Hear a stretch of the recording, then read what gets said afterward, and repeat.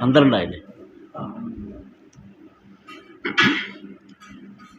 നമുക്ക് ഒരു കുറച്ച് നിമിഷം ഒന്ന് കണ്ണടച്ചിരിക്കാം. കാര്യം നമ്മൾ കുറേ നേരമായിട്ട് ഇങ്ങനെ പല വിഷയം കേൾക്കില്ല. അപ്പോൾ അതൊന്ന് മനസ്സ് ശാന്തമാവാൻ വേണ്ടിയിട്ട്.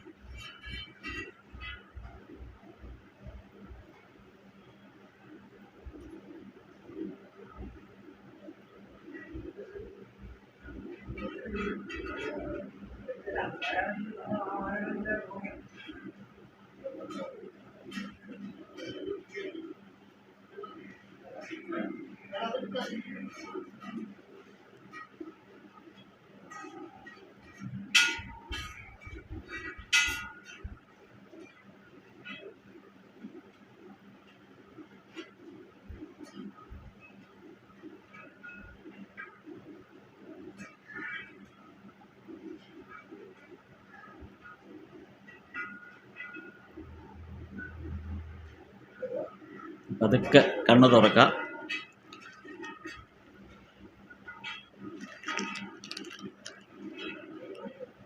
സ്ഥാപകായ ച ധർമ്മസ്യ സർവധർമ്മസ്വരൂപിണേ അവതാരവരിഷ്ഠായ രാമകൃഷ്ണായ തേ നമഃ.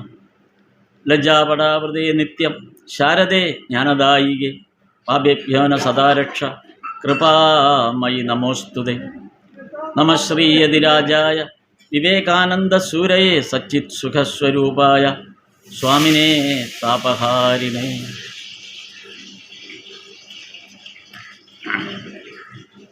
നമ്മളിതൊരു തുടർച്ചയായി പറഞ്ഞു വന്ന വിഷയമാണ്. അതൊന്നുകൂടെ ഓർമ്മിപ്പിക്കാനാണ്. നമ്മൾ തുടങ്ങിയിടത്ത് ഒന്നുകൂടെ ഓർക്കണമല്ലോ, അതിൻ്റെ ഒരു കണ്ടിന്യൂറ്റിയാണ്. അതുകൊണ്ട് അത് ഒന്നുകൂടെ ഓർമ്മിപ്പിക്കാം. നമ്മൾ ആദ്യം നാമബീജത്തെക്കുറിച്ചാണ് തുടങ്ങിയത്. പിന്നീട് ആ നാമബീജം നമ്മളൊരു രൂപധ്യാനത്തിലേക്ക് കൊണ്ടുവന്നു, ഒരു രൂപത്തിലേക്ക് കൊണ്ടുവന്നു. അത് കഴിഞ്ഞ് ആ രൂപത്തിലേക്ക് നമുക്ക് സാക്ഷാത്കരിക്കാനുള്ള ഒരു ശ്രമം നമ്മൾ ആരംഭിച്ചു. ആ രൂപത്തോട് സാക്ഷാത്കരിക്കാൻ, സാദൃശ്യപ്പെടാൻ നമ്മളൊരു ശ്രമം നടത്തി. ആ വഴി, ആ സാദൃശ്യപ്പെടുന്ന വഴിയിൽ നമുക്ക് പല തടസ്സങ്ങളുണ്ട്. അതിലൊന്ന് ആസക്തിയാണ്, ജീവിതത്തോടുള്ള നമ്മുടെ ആസക്തി. ആ ആസക്തിയെ ഈശ്വരനോടുള്ള ആസക്തിയായിട്ട് മാറ്റുന്നു. രണ്ടാമത് നമ്മെ ഏറ്റവും കൂടുതൽ പിടിച്ചു വലിക്കുന്നത് ഇപ്പോൾ അപ്പുറത്ത് കേൾക്കുന്ന ആ അവിടുന്ന് വരുന്ന ആ ഒരു ഫ്രൈഡ് റൈസാണ്, ഭക്ഷണമാണ്. അവിടെ ഓരോന്ന് ഗ്രാമ്പുമൊക്കെ ഇട്ട് വരുമ്പോഴേക്കും നമ്മുടെ ആധ്യാത്മികതയൊക്കെ പറയും. അപ്പോൾ വിശക്കുന്നത് വരെയുള്ളൂ നമുക്ക് ആധ്യാത്മികത. അപ്പോൾ അതുകൊണ്ട് അതായിരുന്നു, ആഹാരമാണ് നമ്മെ സംബന്ധിച്ച് രണ്ടാമത്തെ നമ്മുടെ ഒരു കീഴ്പ്പെടുത്തുന്ന ഒരു ഘടകം. നമ്മെ കീഴ്പ്പെടുത്തുന്ന ഒരു ഘടകം ആഹാരമായി.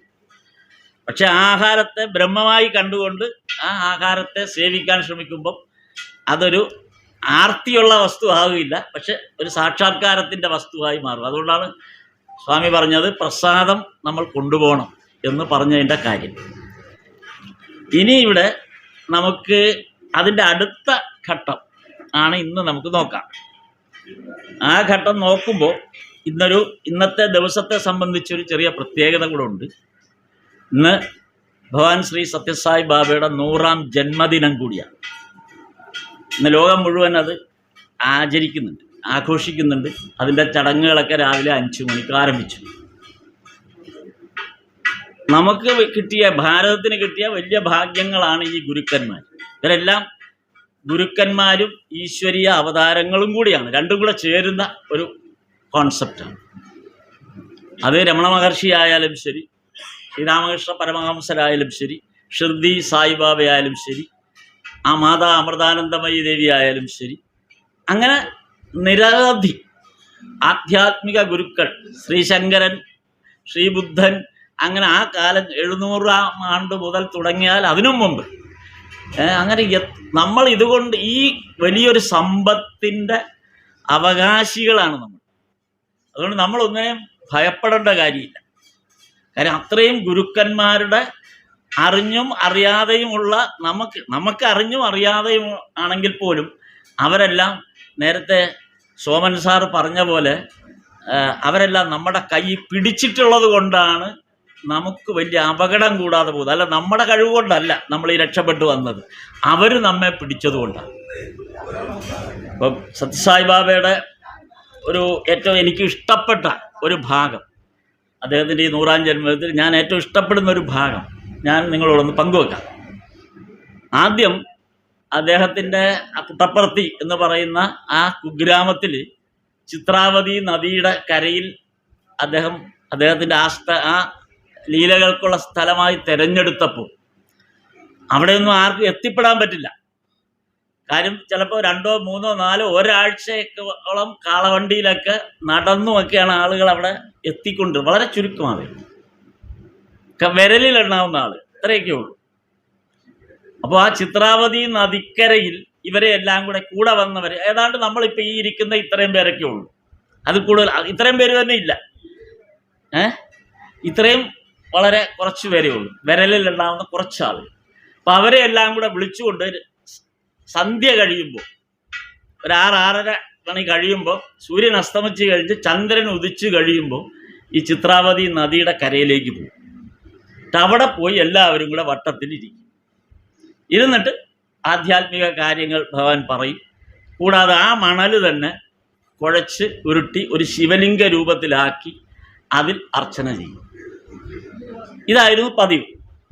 അന്ന് സത്യസായി ബാബ അന്ന് അവിടെ കൂടിയ ആൾക്കാരോട് പറഞ്ഞു, ഇപ്പോൾ നമ്മളിങ്ങനെ വട്ടം കൂടിയിരിക്കുന്നുണ്ട്, കുറെ കഴിയുമ്പോൾ എൻ്റെ ഈ വസ്ത്രത്തിൻ്റെ ചുമന്ന നിറം അതിദൂരെ ഒരു നിഴല് പോലെ മാത്രം കാണുന്ന അവസ്ഥയിലാകും നിങ്ങൾക്ക്. കാരണം അത്ര ദൂരെ ജനസഞ്ചയം ഇങ്ങനെ കടൽ പോലെ കൂടിയിട്ട് അതിൻ്റെ എല്ലാം അങ്ങ് അറ്റത്ത് ഒരാളുടെ ദൃഷ്ടിക്കെത്താൻ പറ്റാത്ത വിധം അത്രയും അകലത്തിൽ ഒരു ചുവന്ന വസ്ത്രം മാത്രം കാണാൻ പറ്റും. അന്ന് ഒരുപക്ഷെ ഞാൻ വിശ്വസിക്കുന്നു, ഞാൻ ആ വായിച്ചപ്പോൾ എനിക്ക് ബോധ്യപ്പെട്ട കാര്യം, ഒരുപക്ഷെ അതുകൊണ്ടായിരിക്കാം അതുപോലൊരു വസ്ത്രം, ഒരു വലിയ ലോഹ പോലുള്ള ആ വസ്ത്രം തിരഞ്ഞെടുത്തു. കാരണം നമ്മുടെ കണ്ണിന് കാഴ്ചപ്പെടണമെങ്കിൽ ഇത്രയും വലിയ ജനസഞ്ചയത്തിൻ്റെ ഇടയിൽ അതിവിദൂരമായ ആ ദൂരത്തിരുന്നു കൊണ്ട് ഇത് കാണണമെങ്കിൽ തീർച്ചയായിട്ടും ആ വസ്ത്രത്തിന് അതിൻ്റേതായ ഒരു നിറം ഉണ്ടെങ്കിലേ പറ്റൂ. അതുപോലും തിരഞ്ഞെടുത്തുകൊണ്ടാണ്, ഇത്രയും വലിയൊരു ജനപ്രവാഹത്തെ ഭാവിയിൽ മുന്നിൽ കണ്ടുകൊണ്ടാണ് അവർക്കുകൂടെ കാണാൻ പറ്റുന്ന തരത്തിലുള്ളൊരു വേഷവിധാനത്തിലേക്ക് മാറുന്നത്. ഭഗവാൻ ശ്രീരാമകൃഷ്ണദേവൻ അദ്ദേഹത്തിൻ്റെ മുറിയിൽ ആ കട്ടിലിട്ടിരിക്കുന്നിടത്ത് ചുറ്റുമിരിക്കുന്ന 10, 15, 16 പേര് മാത്രമേ ഉള്ളൂ, വിരലിലുണ്ടാവുന്ന ആളുകളാണ്. ഷിർദി ബാബയുടെ കാര്യത്തിലും അതുതന്നെയാണ്. ആ കൂടെ നടക്കുന്ന 4, 5 പേര് മാത്രം. ഇത് തന്നെയാണ് രമണ മഹർഷിയുടെ കാര്യത്തിൽ. മാതാ അമൃതാനന്ദമയി ദേവി, ഞാൻ ആദ്യമായി വള്ളിക്കാവിൽ പോകുന്ന ഇപ്പോഴും എനിക്ക് ഓർമ്മയുണ്ട്. ഒരു കുടില് മാത്രമായിരുന്നു. അപ്പം അന്ന് ഞാൻ പത്രപ്രവർത്തനത്തിൻ്റെ ഒരു ഭാഗമായി കേട്ട ചില വാർത്തകളുടെ ഭാഗമായി അവിടെ ചെന്ന് പോയത്. അപ്പോൾ ആ കുടില് പോലുള്ളവരുടെ ആ ചെറിയൊരു ആല പോലെയുള്ള ചെറിയ കുടിലാണ്. അവിടെ കുറച്ച് ആളുകൾ മാത്രമേ, അത്രയേ ഉള്ളൂ ആ സ്ഥലത്ത്, ആ പള്ളിക്കാവിലെ ആ ഒരു പ്രദേശത്ത് വളരെ കുറച്ച് ആളുകൾ, ഇത്രയൊക്കെ ഉള്ളൂ അവിടെ ആളുകൾ. അപ്പോൾ പിന്നീട് നമ്മൾ കാണുന്നത്, നമ്മുടെ കണ്ണുകൊണ്ട് തന്നെ ഇതെല്ലാം നമ്മൾ കാണുകയാണ്. പിന്നീട് ഈ പറഞ്ഞ എല്ലാ സ്ഥലങ്ങളും, ഞാനിപ്പോൾ നേരത്തെ പറഞ്ഞ ഈ എല്ലാ ഗുരുക്കന്മാരുടെ അടുത്തേക്കും 2020 ശേഷം ഞാൻ വീണ്ടും പോയിട്ടുണ്ട് എല്ലായിടത്തും. ഈ 2020 ശേഷം ഞാൻ അവിടെ ചെല്ലുമ്പോൾ ഈ പറഞ്ഞതൊക്കെ ശരിയായിരുന്നു. കാര്യം അവിടെ എത്തിപ്പെടാൻ പറ്റാത്ത വിധം വലിയ ജനസമുദ്രം ഇങ്ങനെ എല്ലായിടത്തും, ഷിർദിയിലായാലും ശരി, പുട്ടപ്പർത്തിയിലായാലും ശരി, രമണ മഹർഷിയുടെ അടുത്തായാലും, അവിടെ മലയിലായാലും ശരി, ഇവിടെ അമൃതാനന്ദമയി മഠത്തിലായാലും ശരി, എല്ലായിടത്തും ഒരു ടോക്കണൊക്കെ എടുക്കുമ്പോഴേക്കും അത് 1700, 2000 എന്നൊക്കെ പറഞ്ഞ ടിക്കറ്റാണ്, ടോക്കണാണ് കിട്ടുന്നത്. അപ്പം അത്രയും പിന്നിലാണ് നമ്മൾ. ഇതാണ് ഭാരതത്തിൻ്റെ ആധ്യാത്മികതയുടെ ഒരു വലിയ പ്രകാശമാണ്. എന്തെല്ലാം രീതിയിൽ ലോകത്ത് ഏതൊക്കെ തരത്തിലുള്ള ശാസ്ത്രീയമായ വളർച്ച ലോകത്തിനുണ്ടായെങ്കിൽ പോലും ഭാരതത്തിൻ്റെ ആധ്യാത്മികതയെ ഇതുപോലെ താങ്ങി നിർത്തുന്നത് ഇത്തരം ഗുരുക്കന്മാരുടെ സാമീപ്യമാണ്. അത് മനുഷ്യ അവതാരമായിട്ട് തന്നെയാണ്. ശ്രീരാമകൃഷ്ണദേവൻ മാസ്റ്റർ മഹാശിവനോട് പറഞ്ഞത് മനുഷ്യനായിട്ട് അവതരിക്കുക എന്ന് ഉദ്ദേശിക്കുന്നത് ഈശ്വരന് അവതാരം എന്നൊന്നില്ല. മാസ്റ്റർ മഹാശയന് പറഞ്ഞു കൊടുത്ത കഥയാണ്, കഥയല്ല, ഒരു ഡിസ്ക്രിപ്ഷനാണ് മാസ്റ്റർ മഹാശയന് പറഞ്ഞു കൊടുത്തത്. ഈശ്വരന് അവതാരം എന്നൊന്നില്ല. കാരണം ഈശ്വരൻ എന്ന് പറയുന്നത് നമ്മൾ കാണുന്നതെല്ലാം ഈശ്വരനാണ്. ഈശ്വര സ്വരൂപം മാത്രമേ നമ്മൾ കാണുന്നുള്ളൂ. ഈശ്വര രൂപം അങ്ങനെയാണ്. ഈശ്വരന്റെ സ്വരൂപം എന്ന് പറയുന്നത് നമ്മൾ കണ്ണു തുറന്ന് കാണുന്നത് മുഴുവനും ഈശ്വര സ്വരൂപമാണ്. ഇതിൽ ഏതാണ് ഈശ്വരന്റെ ഈ ഒരു പരിമിതമായ കാഴ്ചക്കകത്താണ് ഈശ്വരൻ എന്ന് ഒരിക്കലും പറയാൻ പറ്റില്ല. അങ്ങനെ ഒരിക്കലും പറയരുത്. എല്ലാം ഈശ്വരനാണ്. പക്ഷെ അങ്ങനെ ഒരു പ്രപഞ്ചം മുഴുവൻ ഈശ്വരനായിട്ട് കാണണമെന്ന് പറഞ്ഞാൽ നമുക്ക് ഒരിക്കലും അത് മനുഷ്യന്റെ പരിമിതമായ കണ്ണിന് അത് സ്വീകരിക്കാൻ പറ്റില്ല. അതുകൊണ്ടാണ് അത് സൂര്യനെ ഉദാഹരണം പറയുന്നത്. നമുക്കൊരിക്കലും സൂര്യനെ നോക്കാൻ പറ്റില്ല. അതേസമയം ഒരു പാത്രത്തിൽ വെള്ളം വെച്ചിട്ട് അതിലേക്ക് നോക്കിയാൽ ഏത് നട്ടുച്ചയ്ക്ക് നമുക്ക് സൂര്യനെ സുഖമായിട്ട് കാണും. അല്ലെങ്കിൽ ഒരു ലെൻസ് വെച്ച് നമ്മൾ സൂര്യന് നേരെ പിടിച്ചാൽ ആ ലെൻസിന്റെ ശക്തി, ആ സൂര്യപ്രകാശത്തിന്റെ ശക്തി ലെൻസിലൂടെ വന്ന് നമ്മൾ ഉദ്ദേശിക്കുന്ന പോലെ ആ പ്രകാശത്തെ നമുക്ക് നേരിട്ട് അനുഭവിക്കാൻ പറ്റും. ഒരു കടലാസിലാണ് അത് പിടിക്കുന്നതിൽ ആ കടലാസ് കത്തിക്കും. അപ്പൊ അതുകൊണ്ട് തന്നെ മനസ്സിലാക്കാൻ പറ്റും ഈ സൂര്യനിലേക്ക് നമ്മൾ അടുക്കുകയാണെങ്കിൽ നമുക്ക് ഈ പ്രപഞ്ചത്തിന് എന്ത് സംഭവിക്കും? എരിഞ്ഞ് ചാമ്പലായി. അപ്പൊ അത്രയും പ്രകാശപൂർണമായ ഒരു അവസ്ഥയാണ് പ്രപഞ്ചത്തിൽ ഈശ്വരന്റെ സ്വരൂപം. അപ്പൊ അത് കാണണമെങ്കിൽ മനുഷ്യനെ സംബന്ധിച്ചിടത്തോളം, മറ്റു മൃഗങ്ങളെ സംബന്ധിച്ച് നമുക്കറിയില്ല, ചെടികളെ സംബന്ധിച്ച് നമുക്കറിയില്ല. കാര്യം അവരെങ്ങനെയാണ് ചിന്തിക്കുന്നതെന്ന് അറിയാൻ നമുക്ക് പറ്റില്ല. പക്ഷെ മനുഷ്യനെ സംബന്ധിച്ച് നമുക്ക് ചിന്തിക്കണമെങ്കിൽ എനിക്ക് ഈശ്വരൻ എന്ന് പറയുമ്പോൾ എൻ്റെ രൂപഘടനയിലുള്ള ഒരാളായി മാത്രമേ എനിക്ക് അക്സെപ്റ്റ് ചെയ്യാൻ പറ്റൂ. അല്ലാത്തൊന്നും നമുക്ക് കൺസീവ് ചെയ്യാൻ പറ്റില്ല. കാര്യം അതിനുള്ള ബുദ്ധി വളർച്ച നമുക്കുണ്ടായിട്ടില്ല. അതിനപ്പുറത്തേക്ക് ചിന്തിക്കാൻ സാധാരണ മനുഷ്യരെ സംബന്ധിച്ച് നമുക്ക് സാധ്യമല്ല. ഇപ്പൊ അനന്ത നീലിമയാണ് ഈശ്വരന്റെ സ്വരൂപം, ഭഗവാൻ ശ്രീകൃഷ്ണന്റെ സ്വരൂപം. കടല് പോലെയും ആകാശം പോലെയും അനന്ത നീലിമയാണ്. കാര്യം അതുകൊണ്ടാണ് ആ നീല നിറം. ആ അനന്തതയുടെ നിറമാണ് ശ്രീകൃഷ്ണന് കിട്ടിയിരിക്കുന്നത്, ശ്രീകൃഷ്ണനെ പ്രതിനിധീകരിക്കുന്ന നിറം. അങ്ങനെ ഒരു അനന്തതയെക്കുറിച്ച് നമുക്ക് ചിന്തിച്ചു കഴിഞ്ഞാൽ നമുക്ക് ഒരിക്കലും അക്സെപ്റ്റ് ചെയ്യാൻ പറ്റില്ല. അല്ലെങ്കിൽ അക്സെപ്റ്റ് ചെയ്യാന്നുള്ളതിനേക്കാൾ ഉപരി നമുക്ക് അതിലേക്ക് അടുക്കാൻ പറ്റില്ല. നമുക്ക് ഈശ്വരനോടൊന്ന് അടുക്കണ്ടേ? അതിനൊരു രൂപഘടന നമുക്ക് അത്യാവശ്യമാണ്. അതുകൊണ്ട് എന്ത് പറ്റി? ഇതേ അനന്ത നീലിമയെ ഒരു മനുഷ്യ രൂപത്തിലേക്ക് മാറ്റി അതിന് നീല നിറം കൊടുക്കും. അപ്പൊ മനുഷ്യനാണ് നീല നിറം കിട്ടിയത്. അപ്പൊ നീല നിറമുള്ള ഒരു മനുഷ്യൻ, ഇരുണ്ട നിറമുള്ള ഒരു മനുഷ്യൻ. അപ്പൊ നമുക്ക് നമ്മൾ പരിചയമായ നമ്മുടെ തൊട്ട അയലോക്കത്തുള്ള ഗോപാലനെ പോലെയോ ഗോവിന്ദനെ പോലെയോ രാമേന്ദ്രനെ പോലെയോ നമുക്ക് അറിയാവുന്ന ആളുകളെ പോലെ ഒരാൾ. പക്ഷെ നമ്മൾ കണ്ട ആളുകളിൽ നിന്നൊക്കെ തികടെ സുന്ദരനാണ് ആൾ. പിന്നെ കുറച്ചുകൂടെ അലങ്കാരമൊക്കെ ഉണ്ട്. ഒരു മയിൽപ്പീലിയുണ്ട്, ഒരു മഞ്ഞ പട്ടുണ്ട്, വനമാലയുണ്ട്. ഇതൊക്കെ കൂടെ കാണുമ്പോൾ നമ്മെ സംബന്ധിച്ചിടത്തോളം ഈശ്വരനോടുള്ള നമ്മുടെ ആഭിമുഖ്യം, നമുക്കൊരു സന്തോഷം, നമ്മുടെ മനസ്സിനെ സന്തോഷിപ്പിക്കാനാണ് ഈ രൂപം വരും. അതുകൊണ്ടാണ് ബാലഗോപാലൻ എന്ന നാടകം ആ രൂപത്തിൽ അവതരിപ്പിച്ചത്, അല്ലേ? ബാലഗോപാലൻ നാടകം അറിയാമല്ലോ. ആ നാടകത്തിൽ നമ്മൾ ഒരിക്കലും ഇവിടെ പറഞ്ഞു തോന്നുന്നുണ്ട്. ബാലഗോപാലൻ അറിഞ്ഞൂടാത്തവർക്ക് ചുരുക്കി എന്ന് പറയാം, അല്ലെങ്കിൽ ഡിസ്ക്രിപ്ഷൻ കൂട്ടാൻ പറ്റില്ല. ഒരു കൊച്ചു കുഞ്ഞിന് അവന് സ്കൂളിൽ, ഇപ്പൊ മക്കളെ ഇവിടെ മോനൊക്കെ ഇരിക്കുന്നുണ്ട്, മോനോടെ കേൾക്കാം. സ്കൂളിൽ മോന്റെ പ്രായമേ ഉള്ളൂ ബാലഗോപാലന്. സ്കൂളിൽ പോകാൻ നേരത്ത് കാട്ടിലൂടെ പോകണം. ഇന്നത്തെ പോലെ അന്ന് സ്കൂൾ ബസ്സൊന്നുമില്ല. ഒരു കാട് കടന്നു വേണം സ്കൂളിൽ പോകാൻ. സ്കൂളെന്ന് പറഞ്ഞാൽ ഒരു ഗുരുവിൻ്റെ കീഴിലുള്ള ഒരു ചെറിയ ഗുരുകുലമാണ്. അപ്പം ഗുരുവിൻ്റെ വീട്ടിലേക്കാണ് പോകേണ്ടത്. ഈ ഒരു കാട്ടിനകത്തൂടെ പോകണം.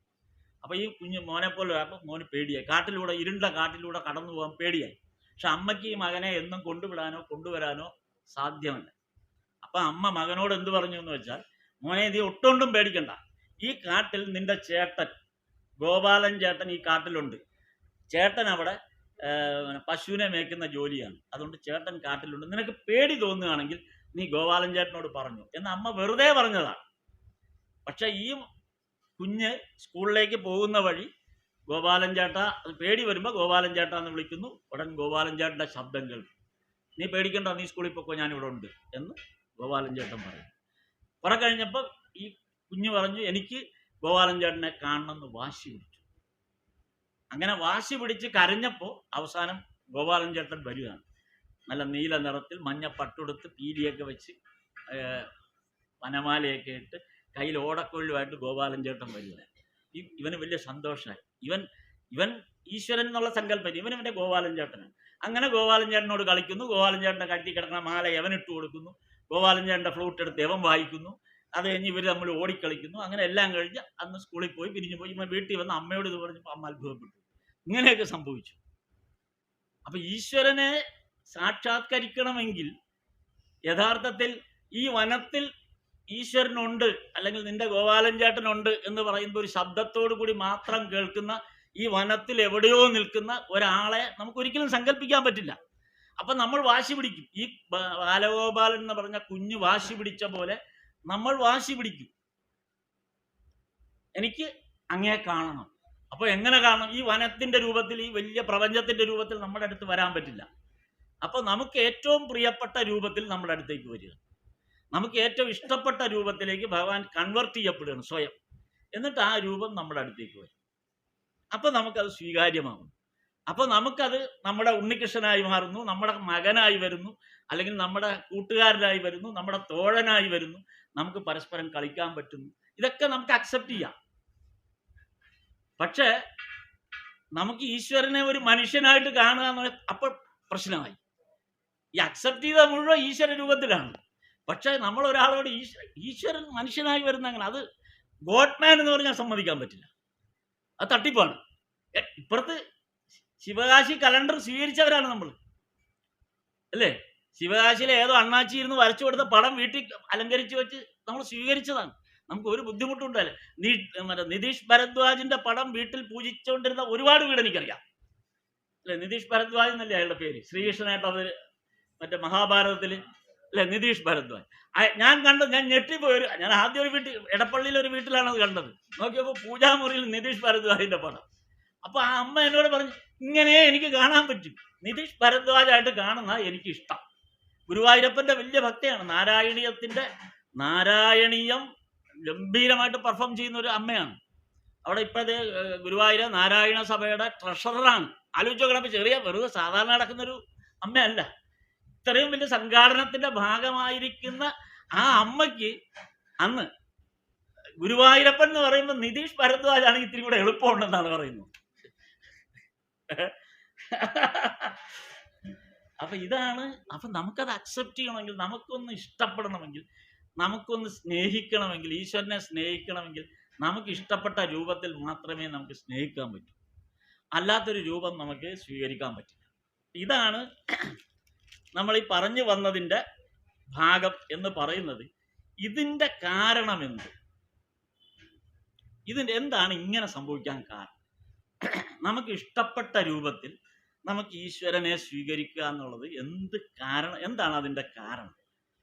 എന്താണ് അതിൻ്റെ അതിൻ്റെ ഒരു സയൻസ് എന്താ ശരിക്കും?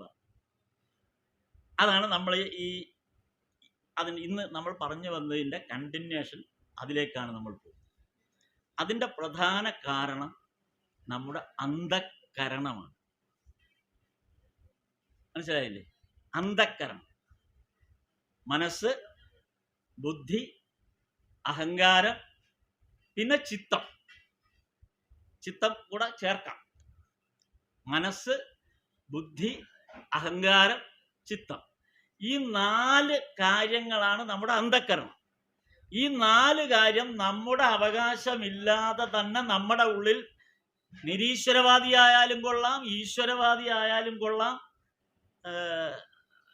ഇപ്പോ ഏത് മതത്തിൽപ്പെട്ട ആയാലും കൊള്ളാം, ആണായാലും കൊള്ളാം, പെണ്ണായാലും കൊള്ളാം, ട്രാൻസ്ജെൻഡർ ആരും ആയാലും കൊള്ളാം, ഈ 4 കാര്യം നമ്മുടെ എല്ലാം ഉള്ളിൽ 24 മണിക്കൂറും പ്രവർത്തിച്ചുകൊണ്ട് ഒരു സംശയവും വേണ്ട. ഈ 4 കാര്യം പ്രവർത്തിക്കുന്നില്ല എങ്കിൽ അതിൻ്റെ അർത്ഥം നമ്മൾ ജഡമാണെന്നാണ്, നമ്മൾ മരിച്ചു എന്നാണ്. ഈ 4 കാര്യം 24 മണിക്കൂറും പ്രവർത്തിച്ചുകൊണ്ടിരിക്കും. ബുദ്ധി പ്രവർത്തിച്ചുകൊണ്ടിരിക്കും, മനസ്സ് പ്രവർത്തിച്ചുകൊണ്ടിരിക്കും, ബുദ്ധി പ്രവർത്തിച്ചുകൊണ്ടിരിക്കും, അഹങ്കാരം പ്രവർത്തിച്ചുകൊണ്ടിരിക്കും, ചിത്തം പ്രവർത്തിച്ചുകൊണ്ടിരിക്കും. ഇത് 4 പ്രവർത്തിക്കും. ഇതെങ്ങനെയാണ് ഈ 4 പ്രവർത്തിക്കുന്നത് എന്നുള്ളതാണ് യഥാർത്ഥത്തിൽ നമ്മൾ ഇന്ന് പരിശോധിക്കുന്നത്. ഏത് തരത്തിലാണ് ഇത് നമ്മുടെ ഉള്ളിൽ പ്രവർത്തിക്കുന്നത്, ഈ 4 കാര്യങ്ങൾ. അതെന്ന് വെച്ചാൽ മനസ്സ്, ബുദ്ധി, അഹങ്കാരം, ചിത്തം. അപ്പൊ ആദ്യം മനസ്സെടുക്കാം. ഈ മനസ്സാണ് നേരത്തെ പറഞ്ഞ പോലെ മനുഷ്യന് ഈശ്വരന് മനുഷ്യനാവാൻ പറ്റും. അത് ശരിയാണ്, അത് തട്ടിപ്പാണ്. ഇതൊക്കെ മനസ്സാണ് പ്രവർത്തിച്ചുകൊണ്ടിരിക്കുന്നത്. കാര്യം സംശയാലുവാണ്. നമ്മുടെ ഉള്ളിലുള്ള മനസ്സാണ് എപ്പോഴും സംശയാലുവായിട്ടിരിക്കുന്നത്. ഭയങ്കര സംശയമാണ് മനസ്സിന്. ശരിയാണോ തെറ്റാണോ, അല്ലെങ്കിൽ ഇങ്ങനെയാണോ അങ്ങനെയാണോ, അല്ലെങ്കിൽ നമ്മളൊരു ഏത് കാര്യത്തിനും മനസ്സിന് സംശയം ഒഴിഞ്ഞ സമയമില്ല. മനസ്സിന്റെ സ്വരൂപം തന്നെ സംശയമാണ്. എപ്പോഴും സംശയമാണ്, എല്ലാവരോടും സംശയം. കുറച്ചു കാലമൊക്കെ നമ്മൾ ഒരു ക്ഷേത്രത്തിൽ പോയി കുറച്ച് നാളൊക്കെ തൊഴുതു എല്ലാം കഴിഞ്ഞപ്പോൾ ഇത് ശരിയാവൂ, ഇവിടെ ശരിയാവില്ല. അപ്പോഴാണ് ഒരാൾ പറയുന്നത് ഇന്നടത്ത് പോയാൽ അവിടെ ഇന്നൊരു ഇതുണ്ട്, അവിടെ ചെന്നാൽ നിങ്ങളുടെ എല്ലാ പരിഹാരവും. ഉടനെ അവിടെ പോയി, ഇവിടെ പോയി, അങ്ങനെ പല സ്ഥലങ്ങളിലായിട്ട്. അപ്പൊ ഈ സംശയം കൊണ്ട് ഇങ്ങനെ നടക്കുകയാണ്, നമ്മൾ ഒരിടത്തും എത്തുന്നില്ല. അപ്പൊ അതാണ് മനസ്സിന്റെ ഒരു പ്രകൃതി. അപ്പൊ ഈ മനസ്സാണ് സംശയത്തിന്റെ ഭാഗം. അതില്ലാതെ, അപ്പൊ സംശയമില്ലാതെ നമുക്കൊരു കാലത്തും മുന്നോട്ട് പോകാൻ പറ്റില്ല നമ്മളെപ്പോലുള്ളവർ. അടുത്തതെന്ന് പറയുന്നത് ബുദ്ധിയാണ്. ബുദ്ധി എന്ന് പറയുന്നത് സംശയമില്ല, അവിടെ നിശ്ചയാവസ്ഥയാണ്, നിശ്ചയിക്കപ്പെടുക. ഒരു കാര്യം ചെയ്യണം എന്ന് പറഞ്ഞാൽ ചെയ്തിരിക്കും.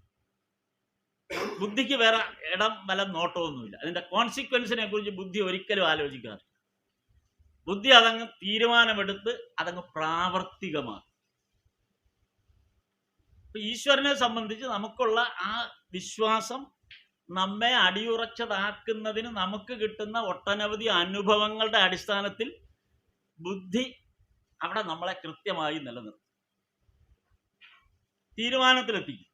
ഇതാണ് ഭഗവാൻ ശ്രീരാമകൃഷ്ണദേവൻ. അതിന് മാറ്റമൊന്നുമില്ല.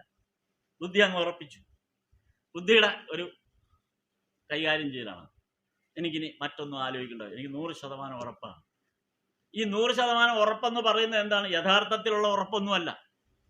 നമുക്ക് ആ സന്ദർഭങ്ങളിൽ ഉണ്ടായ ചില അനുഭവങ്ങളുടെ വെളിച്ചത്തിൽ നമ്മുടെ ബുദ്ധി എടുത്ത തീരുമാനമാണ്. മനസ്സപ്പം അപ്പുറത്ത് പ്രവർത്തിച്ചുകൊണ്ടിരിപ്പുണ്ട്. മനസ്സിങ്ങനെ ഇടയ്ക്കിടയ്ക്ക് പൊങ്ങി വന്നിട്ട് അത്ര അങ്ങോട്ട് ഉറപ്പിക്കണ്ട എന്നുള്ള മട്ടിൽ മനസ്സ് ഇടയ്ക്കിടയ്ക്കിടയ്ക്ക് ഇങ്ങനെ ഉണർന്നിരിപ്പുണ്ട്. മനസ്സ് വളരെ ശക്തനായിട്ട് ഒരിടത്ത് ഇരിപ്പുണ്ട്, അത് മാറിപ്പോയിട്ടില്ല.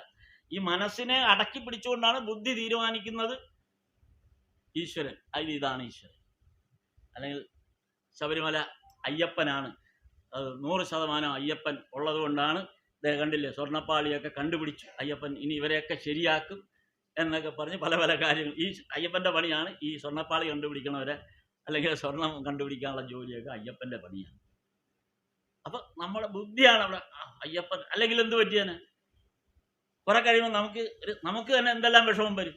അന്ന് ശബരിമല ഇഷ്യൂസ് ഉണ്ടാകുമ്പോൾ നമ്മുടെ മനസ്സ് പറയും, എന്നാലും അയ്യപ്പൻ എന്താണ് ഇങ്ങനെ താമസിക്കുന്നത്, അങ്ങോട്ട് പ്രവർത്തിക്കാത്തത് എന്താണ്, ഇവരെയൊക്കെ ഒന്ന് വെറുതെ വിടാൻ പാടില്ല, ഇവന്മാർ ഓരോരുത്തർ ഓരോന്ന് ചെയ്തു, ഇവരെ ശരിയല്ലല്ലോ. അതോ അയ്യപ്പൻ വെറുതെ തട്ടിപ്പാണോ ഇനി, അല്ല അങ്ങോട്ട് ഉറപ്പ് വരുന്നില്ല. അങ്ങനെ ഇരിക്കുമ്പോഴാണ് സ്വർണം കണ്ടു, അയ്യപ്പൻ ഉണ്ട്, ഉറപ്പായി അയ്യപ്പനുണ്ട്. ഏത് സ്വർണ്ണപ്പാളി കണ്ടുപിടിച്ചുകൊണ്ടാണ്. ഇല്ല, ഈ സ്വർണ്ണക്കഥവിന്റെ കാര്യം വന്നില്ലായിരുന്നെങ്കിൽ ഇപ്പോഴും നമ്മൾ സംശയിച്ചുകൊണ്ടിരുന്നതാണ്. അയ്യപ്പനുണ്ടോ, ഉണ്ടായിട്ട് അനക്കം കിട്ടുന്നില്ലല്ലോ. അപ്പൊ ഈ സംശയം ഒരു സ്ഥലത്ത് ബുദ്ധി അപ്പോഴേ ഉറപ്പിച്ചു, സ്വർണം കണ്ടുപിടിച്ചത് കൊണ്ട് അയ്യപ്പനുണ്ട്. ഇനി അതിലെ ഓരോരുത്തരെ അറസ്റ്റ് ചെയ്ത് കഴിഞ്ഞ് അവരൊക്കെ ശിക്ഷ കൊടുക്കുമ്പോൾ നമ്മൾ സന്തോഷമായി, അയ്യപ്പൻ 100% ഉണ്ടോ, അല്ലെങ്കിൽ ഉമ്മാർക്ക് ഇങ്ങനെ വരില്ല എന്നൊക്കെ നമ്മൾ അങ്ങ് തീരുമാനമെടുക്കുകയാണ്. ഇത് കുറെ കഴിയുമ്പോൾ ഈ ബുദ്ധിയിൽ നിന്ന് ഈ സാധനം അങ്ങ് പോകും. കുറച്ചു കാലം കഴിയുമ്പോൾ വീണ്ടും വേറെ പ്രശ്നങ്ങളിലേക്ക് വരും. അപ്പൊ നമുക്ക് വീണ്ടും സംശയമായി, അങ്ങനെയാണോ? അന്നത്തെ കാര്യം നമ്മൾ ഇതിനു മുമ്പ് എത്രയോ തവണ, അതായത് വെള്ളപ്പൊക്കം വന്ന സന്ദർഭത്തിൽ ആ ഭാഗത്തേക്ക് വെള്ളം വരാതിരിക്കുകയോ അങ്ങനെ ആ വെള്ളപ്പൊക്കം അഫക്റ്റ് ചെയ്യാതിരിക്കുകയോ ഒക്കെ ചെയ്തപ്പോൾ നമുക്ക് വലിയ 100% വിശ്വാസമായിരുന്നു. കണ്ട, അയ്യപ്പൻ്റെ അടുത്തേക്ക് ഒരു കുഴപ്പവും വരില്ല, 100%. ബാക്കി എല്ലായിടവും മുങ്ങിപ്പോയെങ്കിലും അങ്ങോട്ട് ആ പമ്പയ്ക്ക് അപ്പുറത്തോട്ട് വെള്ളം പോകും, അത് അയ്യപ്പൻ. അപ്പൊ ഇങ്ങനെ ബുദ്ധി നമ്മളെ ഓരോ തരത്തിൽ ഈശ്വര രൂപത്തെ നമ്മിൽ ബോധ്യപ്പെടുത്തുന്ന തരത്തിൽ നമ്മെ ഒരു തരത്തിൽ കുറെ മിസ്ലീഡ് ചെയ്യും. പിന്നെ ചില കാര്യങ്ങളിൽ നമ്മളെ ചില വിശ്വാസത്തിൽ കൊണ്ടെത്തിക്കും. ഇങ്ങനെ ആ കൺഫ്യൂഷനിലേക്ക് ഇത് കൊണ്ടുപോയിക്കൊണ്ടിരിക്കും ബുദ്ധി. ബുദ്ധി ഒരു തീരുമാനം എടുക്കുന്നു എങ്കിൽ പോലും അത് കൺഫ്യൂസ്ഡ് തീരുമാനമാണ് ഇപ്പോൾ.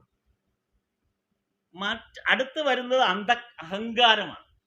അഹങ്കാരം എന്ന് പറഞ്ഞാൽ നമ്മൾ ഇതെല്ലാം ഞാനൊരു ഭക്തനാണ് എന്നുള്ള ചില അഹങ്കാരം. ചില വോളണ്ടിയർഷിപ്പിനൊക്കെ നമ്മൾ പോയി പ്രവർത്തിക്കുമ്പോൾ നമുക്കത് ബോധ്യപ്പെട്ടിട്ടുണ്ട്. ചില ആധ്യാത്മിക കേന്ദ്രങ്ങളിൽ വോളണ്ടിയർഷിപ്പിന് പോകുമ്പോൾ, അല്ലെങ്കിൽ അത്തരം കേന്ദ്രങ്ങളിൽ നമുക്ക് ഏതെങ്കിലും തരത്തിൽ സ്ഥാനം കിട്ടിയിട്ടുള്ള ആൾക്കാർ, ഒരു ഓഫീസ് ബെയറായിട്ട് മാറുന്ന ഒരാൾക്കാർ, അങ്ങനെ വരുന്ന ആളുകൾ, ഇപ്പോൾ ക്ഷേത്രത്തിൽ തന്നെ ദേവസ്വം ബോർഡ് ജീവനക്കാരനായി നമുക്കൊരു ജോലി കിട്ടുന്നു. ശബരിമല അയ്യപ്പൻ്റെ, ഇപ്പോൾ ഇദ്ദേഹം നമ്മുടെ സോമൻ സാറ് പറഞ്ഞ പോലെ ആദ്യം അയ്യപ്പൻ്റെ നടയിൽ തന്നെയാണ് എനിക്ക് ഡ്യൂട്ടി കിട്ടിയിരിക്കുന്നത്. അപ്പം അവിടെ നമ്മുടെ ഗർവാവസ്ഥ ഒന്ന് കടന്നു വരികയാണ്. എനിക്കിപ്പോൾ ഞാൻ ആരാണ്? ഞാൻ പോലീസാണ്. ഞാൻ എവിടെയാണ് നിൽക്കുന്നത്? സന്നിധാനത്താണ് ഞാൻ നിൽക്കുന്നത്. അപ്പോൾ പെട്ടെന്ന് കഷ്ടപ്പെട്ട് എത്രയോ ദൂരങ്ങൾ താണ്ടി ഒരു ഭക്തന്മാരിങ്ങനെ വരികയാണ്. അപ്പോൾ ആ ഭക്തനെ അവിടെ നിർത്തണോ വേണ്ടയോ എന്ന് തീരുമാനിക്കുന്ന ആരാണ്? ഈ പോലീസ് ഉദ്യോഗസ്ഥൻ, അല്ലെങ്കിൽ അവിടുത്തെ ആ ഗാർഡാണ്. പോലീസ് എന്ന് മാത്രമല്ല, ഗാർഡ് അല്ലേ?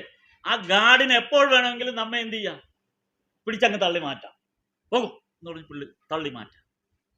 നമുക്ക് എത്ര സമയം ഈശ്വരനെ കാണണം എന്ന് നമ്മെ അനുവദിക്കുന്ന ആരാണ്? ഈശ്വരനാണ്? അല്ല, ആ ഫ്രണ്ടിൽ നിൽക്കുന്ന ഗാർഡാണ് തീരുമാനിക്കുന്നത് നമ്മൾ എത്ര നേരം അവിടെ നിൽക്കണം എന്ന്. ആ ഗാർഡ് തന്നെ ചില പ്രത്യേക VIP പരിഗണനയുള്ള ആൾ വരുമ്പോഴോ മാറി നിന്ന് എത്ര നേരം കാണാൻ വേണമെങ്കിലും മാറി നിന്ന് സേവകനായി മാറി നിന്നുകൂടും, ഇല്ലേ? അതേസമയം ഒരു സാധാരണ ഭക്തനാണ് വരുന്നതെങ്കിൽ ചിലപ്പോൾ പിടിച്ച് തള്ളി മാറ്റും. അപ്പൊ അവിടെ ആ വ്യക്തിക്ക് ലഭിച്ചിട്ടുള്ള ആ ഓഫീസ് ബെയറർ എന്നുള്ള ആ പോസ്റ്റ്, അതിൻ്റെ ഒരു ഗർഭാവസ്ഥയിലേക്ക് ഇയാൾ മാറും. അതിപ്പോൾ ഇവിടെ മാത്രമല്ല, എല്ലായിടത്തും അതാണ്. ക്ഷേത്രത്തിൻ്റെ മുമ്പിലൊന്നുമല്ല, നമ്മളിപ്പോൾ ഏതെങ്കിലും ഒരു ഓഫീസിൽ ചെന്നാലും ഒരു കാര്യത്തിന് വേണ്ടി ചെന്നാലും ഒക്കെ ഈ അധികാരം കയ്യിലുള്ള ആ ഗർഭാവസ്ഥയിലിരിക്കുന്ന ഒരു പോസ്റ്റിന് മുമ്പിൽ അല്ലെങ്കിൽ ഒരു കസേരയ്ക്ക് മുമ്പിൽ നമ്മൾ ചെന്നാൽ നമ്മളോടുള്ള പ്രതികരണം ചിലപ്പോൾ വളരെ ശോചനീയ അവസ്ഥയിലുള്ള പ്രതികരണമായിരിക്കും. ഇതെല്ലാവരിലും ഉള്ള കാര്യമാണ്. വളരെ കുറച്ച് പേര് ഈ കാര്യങ്ങളിൽ ഒരു സോഫ്റ്റ് ആയിട്ട് കാര്യങ്ങൾ കൈകാര്യം ചെയ്യുന്നവരുണ്ടാകാം. അല്ലാത്ത ബഹുഭൂരിപക്ഷം പേർക്കും സംഭവിക്കുന്നത് ഈ അഹങ്കാരാവസ്ഥ എല്ലാവരിലും ഒരുപോലെ നിൽക്കും. അതാണ് ഈ അന്ധക്കരണത്തിൻ്റെ മൂന്നാമത്തെ സാഹചര്യം. ഇത് കഴിഞ്ഞ് വരുന്നതാണ് ചിത്തം. ശരിക്കും മനസ്സ്, ബുദ്ധി, അഹങ്കാരം, ഇത് മൂന്നും എടുത്താൽ മതി. ചിത്തം അതിൻ്റെ കൂടെ ചേർത്ത് പറയുന്നത്. കാര്യം മനസ്സിൻ്റെ ഒരു ഭാഗം തന്നെയാണ് ചിത്തമായി പ്രവർത്തിക്കുന്നത്. അതെങ്ങനെ പ്രവർത്തിക്കുന്നു എന്ന് വെച്ചാൽ, ചിത്തത്തിൻ്റെ പ്രവർത്തന മേഖല എന്ന് പറഞ്ഞാൽ ഇതെല്ലാം കഴിഞ്ഞ്, അതായത് വലിയ അധികാരമൊക്കെ ഉണ്ടായിരുന്നു, ഞാൻ വലിയ ഉദ്യോഗത്തിലിരുന്ന് വലിയ ഭരണം നടത്തിയ ആളാണ്, വലിയ അധികാരമൊക്കെ എനിക്കുണ്ടായിരുന്നു, അതൊക്കെ കഴിഞ്ഞു, എൻ്റെ പെൻഷൻ പറ്റി. അതായത് പെൻഷൻ പറ്റിയ ഹെഡിനെ പോലെ എന്ന് പറയുന്ന ഒരു ചൊല്ലുണ്ടല്ലോ, പണ്ട് മലയാളത്തിലുള്ളൊരു ചൊല്ലാണ് അല്ലേ? പെൻഷൻ പറ്റിയ ഹെഡിൻ്റെ അവസ്ഥ പിന്നെ പറഞ്ഞാൽ ആരും കേൾക്കില്ല. ഈ ചിത്തത്തിൻ്റെ പ്രവർത്തനം വെച്ചാൽ മുൻപുണ്ടായിരുന്ന കാര്യങ്ങളുടെ സ്മരണയിൽ നമ്മളിങ്ങനെ കഴിയുക. അതാണ് ചിത്തത്തിൻ്റെ പ്രവർത്തനം. മനസ്സും ഇതാണ്. പക്ഷെ മനസ്സും ചിത്തവും തമ്മിലുള്ള വ്യത്യാസം, ചിത്തം പാസ്റ്റിലാണ് എപ്പോഴും, മനസ്സ് പ്രസന്റ് ടെൻസിലാണ്. ചിത്തം പാസ്റ്റിലാണ് വർക്ക് ചെയ്യുന്നത്. അതായത് മുൻപുള്ള കാര്യങ്ങളെ ഓർത്തിരിക്കുക. ഇതാണ് നമ്മളെ സംബന്ധിച്ച് ഒരു പ്രത്യേക ഘട്ടത്തിലെത്തുമ്പം നമ്മുടെ ജീവിതത്തിൽ ഉണ്ടാകുന്ന ഏറ്റവും വലിയ പ്രശ്നം. ജീവിതത്തിൽ പിന്നെ പഴയ കാര്യങ്ങൾ ആലോചിച്ച് ജീവിക്കുന്ന ഒരവസ്ഥ. അപ്പൊ ഈ 4 ഘടനയിൽ കൂടെ എല്ലാ മനുഷ്യരും ഈ 4 ഘടനയിൽ കൂടെയാണ് പോകുന്നത്. അപ്പൊ ഈ 4 ഘടനയും എങ്ങനെയാണ്, അതാണ് ഈശ്വരനെ തിരിച്ചറിയാൻ ഈ 4 ഘടനയാണ് നിങ്ങൾക്ക് തന്നിരിക്കുന്ന ഒരു ടൂളാണിത്. ശരീരം എന്നുള്ളതൊന്നും ഇല്ലല്ലോ. ശരീരം എന്ന് പറയുന്നത് ഒരു പാക്കിംഗ് മാത്രമാണ്. നമ്മൾ 1 കിലോ ടാറ്റയുടെ കാപ്പിപ്പൊടി മേടിച്ചാൽ ആ കാപ്പിപ്പൊടി എടുക്കുമെന്നുള്ളതല്ലാതെ കവർ എടുക്കാറുണ്ടോ ആരെങ്കിലും? ആ കവറേ ഉള്ളൂ ഈ ബോഡി പ്രസക്തമേ അല്ല. ഈ ബോഡി ഒരു പ്രസക്തമേ അല്ല. ഈ അകത്തിരിക്കുന്ന ഈ അന്ധക്കരണത്തിന്റെ പ്രവർത്തനങ്ങൾക്ക് പ്രവർത്തനങ്ങൾക്ക് വേണ്ടിയിട്ടുള്ളൊരു ബോഡി മാത്രമാണ്. ഈ ബോഡിക്ക് ഒരു പ്രസക്തിയും നമുക്കില്ല. കാര്യം ഈ ബോഡി ഒന്നിനോടും. അതിന് വേറൊരു ഉദാഹരണം പറയാം. നിങ്ങളുടെ ഇപ്പൊ ഈ ക്ഷേത്രത്തിന്റെ അടുത്താണ് നിങ്ങളുടെ വീട് എന്ന് വിചാരിക്കുക. ഈ ക്ഷേത്രത്തിൽ ഞാൻ വരികയാണ്. ക്ഷേത്രത്തിൽ വന്നു കഴിഞ്ഞപ്പോൾ ഞാൻ അകത്ത് വില കൂടിയ ചെരുപ്പാണ്. ഈ ചെരുപ്പ് ഞാൻ ക്ഷേത്രത്തിന് പുറത്ത് വെച്ചിട്ട് ക്ഷേത്രത്തിൽ തൊഴാൻ പോയി. നിങ്ങളുടെ വീട് ക്ഷേത്രത്തിന്റെ അടുത്താണ്. ഞാൻ തൊഴുത് മടങ്ങി വന്ന് കാറിലോട്ട് കയറി അങ്ങ് പോയി. ചെരുപ്പ് എടുക്കാൻ മറന്നുപോയി. ഞാൻ കുറേ ദൂരം പോയി കഴിഞ്ഞപ്പോഴാണ് ഓർക്കുന്നത്, അയ്യോ എൻ്റെ ചെരുപ്പ്, അതും വില കൂടിയ ചെരുപ്പാണ്. ആ ചെരുപ്പ് ഞാൻ ക്ഷേത്രത്തിന് അവിടെ വെച്ചിട്ട് പോയി. ഞാൻ നിങ്ങളെ ഫോൺ ചെയ്യുകയാണ്. ഫോൺ ചെയ്തിട്ട് പറയുകയാണ്, എൻ്റെ ചെരുപ്പ് ഇങ്ങനെ അവിടെ വെച്ച് മറന്നുപോയി, ഒന്ന് വീട്ടിലെടുത്ത് വെച്ചേക്കാമോ? ഞാൻ പിന്നെ അത് വഴി വരുമ്പോൾ എടുത്തോളാം. നിങ്ങൾ എടുത്തു വെക്കുമോ ഇല്ലയോ? എടുത്തു വെക്കൂലേ? ആ, വെക്കും. നിങ്ങൾ എടുത്തു വെക്കും. കാര്യം ആ ചെരുപ്പ് നിങ്ങൾക്ക് ബുദ്ധിമുട്ടൊന്നുമില്ല. നിങ്ങളുടെ തൊട്ടടുത്താണ് ക്ഷേത്രം. നിങ്ങൾ ആ ക്ഷേത്രത്തിൽ നിന്ന് ചെരുപ്പെടുത്ത് നിങ്ങളുടെ വീടിൻ്റെ എവിടെയെങ്കിലും എടുത്ത് വെക്കുക. ഷൂറാക്കുണ്ടെങ്കിൽ അതിനകത്ത് കയറ്റി വെച്ചേക്കും. പിന്നെ എപ്പോഴെങ്കിലും ഞാൻ വരുമ്പോൾ എടുത്തിട്ട് വെക്കണം. അവിടെ നിൽക്കട്ടെ. ഞാൻ ക്ഷേത്രത്തിൽ വന്ന് തൊഴുതു, പുറത്തോട്ടിറങ്ങി. പെട്ടെന്ന് എനിക്ക് ഹാർട്ട് അറ്റാക്ക് വന്നു. ഞാൻ മരിച്ചു. അപ്പം എൻ്റെ ഭാര്യ നിങ്ങളെ വിളിച്ച് പറയാണ്, ഞങ്ങൾ എത്താൻ ഇത്തിരി താമസിക്കും, ആ ബോഡി ഒന്ന് വീട്ടിൽ വെച്ചേക്കാമെന്ന് പറഞ്ഞാൽ വെക്കുവോ? ആ ബോഡി വീട്ടിൽ വെക്കുവോ? അതായി ശരീരം. ഒരുത്തനും വേണ്ട. ചെരുപ്പിന്റെ വിലയില്ല. ശരിയല്ലേ? വരാൻ 5 മിനിറ്റ് വൈകും. ആ ബോഡി ഒന്ന് വീട്ടിൽ വെക്കാൻ പറഞ്ഞാൽ നടന്നു. ബോഡി വീട്ടിൽ വെച്ച് ആ ഭാഗത്തേക്ക് പിന്നെ പോകൂല നമ്മൾ. ശരിയല്ലേ? നമ്മുടെ വീട്ടിൽ വെക്കൂലല്ലോ. വെക്കുവോ? നിങ്ങളൊന്ന് ആലോചിക്കുന്നുണ്ടോ? കുറെ കഴിഞ്ഞ് നമ്മുടെ വീട്ടിൽ വെച്ചാണ് നല്ലോണം മരിച്ചു. നമ്മുടെ ഭാര്യയ്ക്ക്, കുട്ടികൾക്ക് എല്ലാവർക്കും സങ്കടമാണ്. എല്ലാവരും കരയുന്നു. എത്ര നേരം കഴിഞ്ഞ് അവർ നോക്കണം, ഈ സാധനം എടുക്കണപ്പോഴാണ് ആലോചിച്ചുകൊണ്ടിരിക്കുന്നത്. പെട്ടെന്ന് എടുത്തങ്ങ് പോകും. ഇത്രേ ഇതിനോടുള്ള അറ്റാച്ച്മെന്റ് ഉള്ളൂ.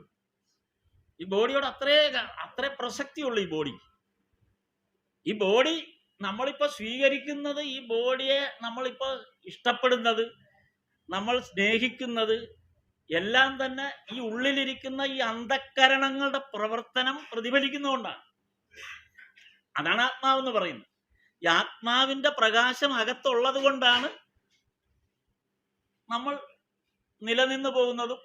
ഇപ്പോൾ സ്വാമി എന്നെ ഇവിടെ വിളിക്കാൻ ഇഷ്ടപ്പെടുന്നതും, അല്ലെങ്കിൽ നിങ്ങളെ ഓരോരുത്തരെയും ക്ഷണിച്ചു വരുത്തി എല്ലാവരോടും സത്സംഗത്തിൽ പങ്കെടുക്കണമെന്ന് പറയുന്നത് നിങ്ങളുടെ ശരീര ശരീരമോ കണ്ടിട്ടല്ല, നിങ്ങളിലുള്ള ദൈവികത്വമായ ആത്മതത്വത്തെ കണ്ടിട്ടാണ്.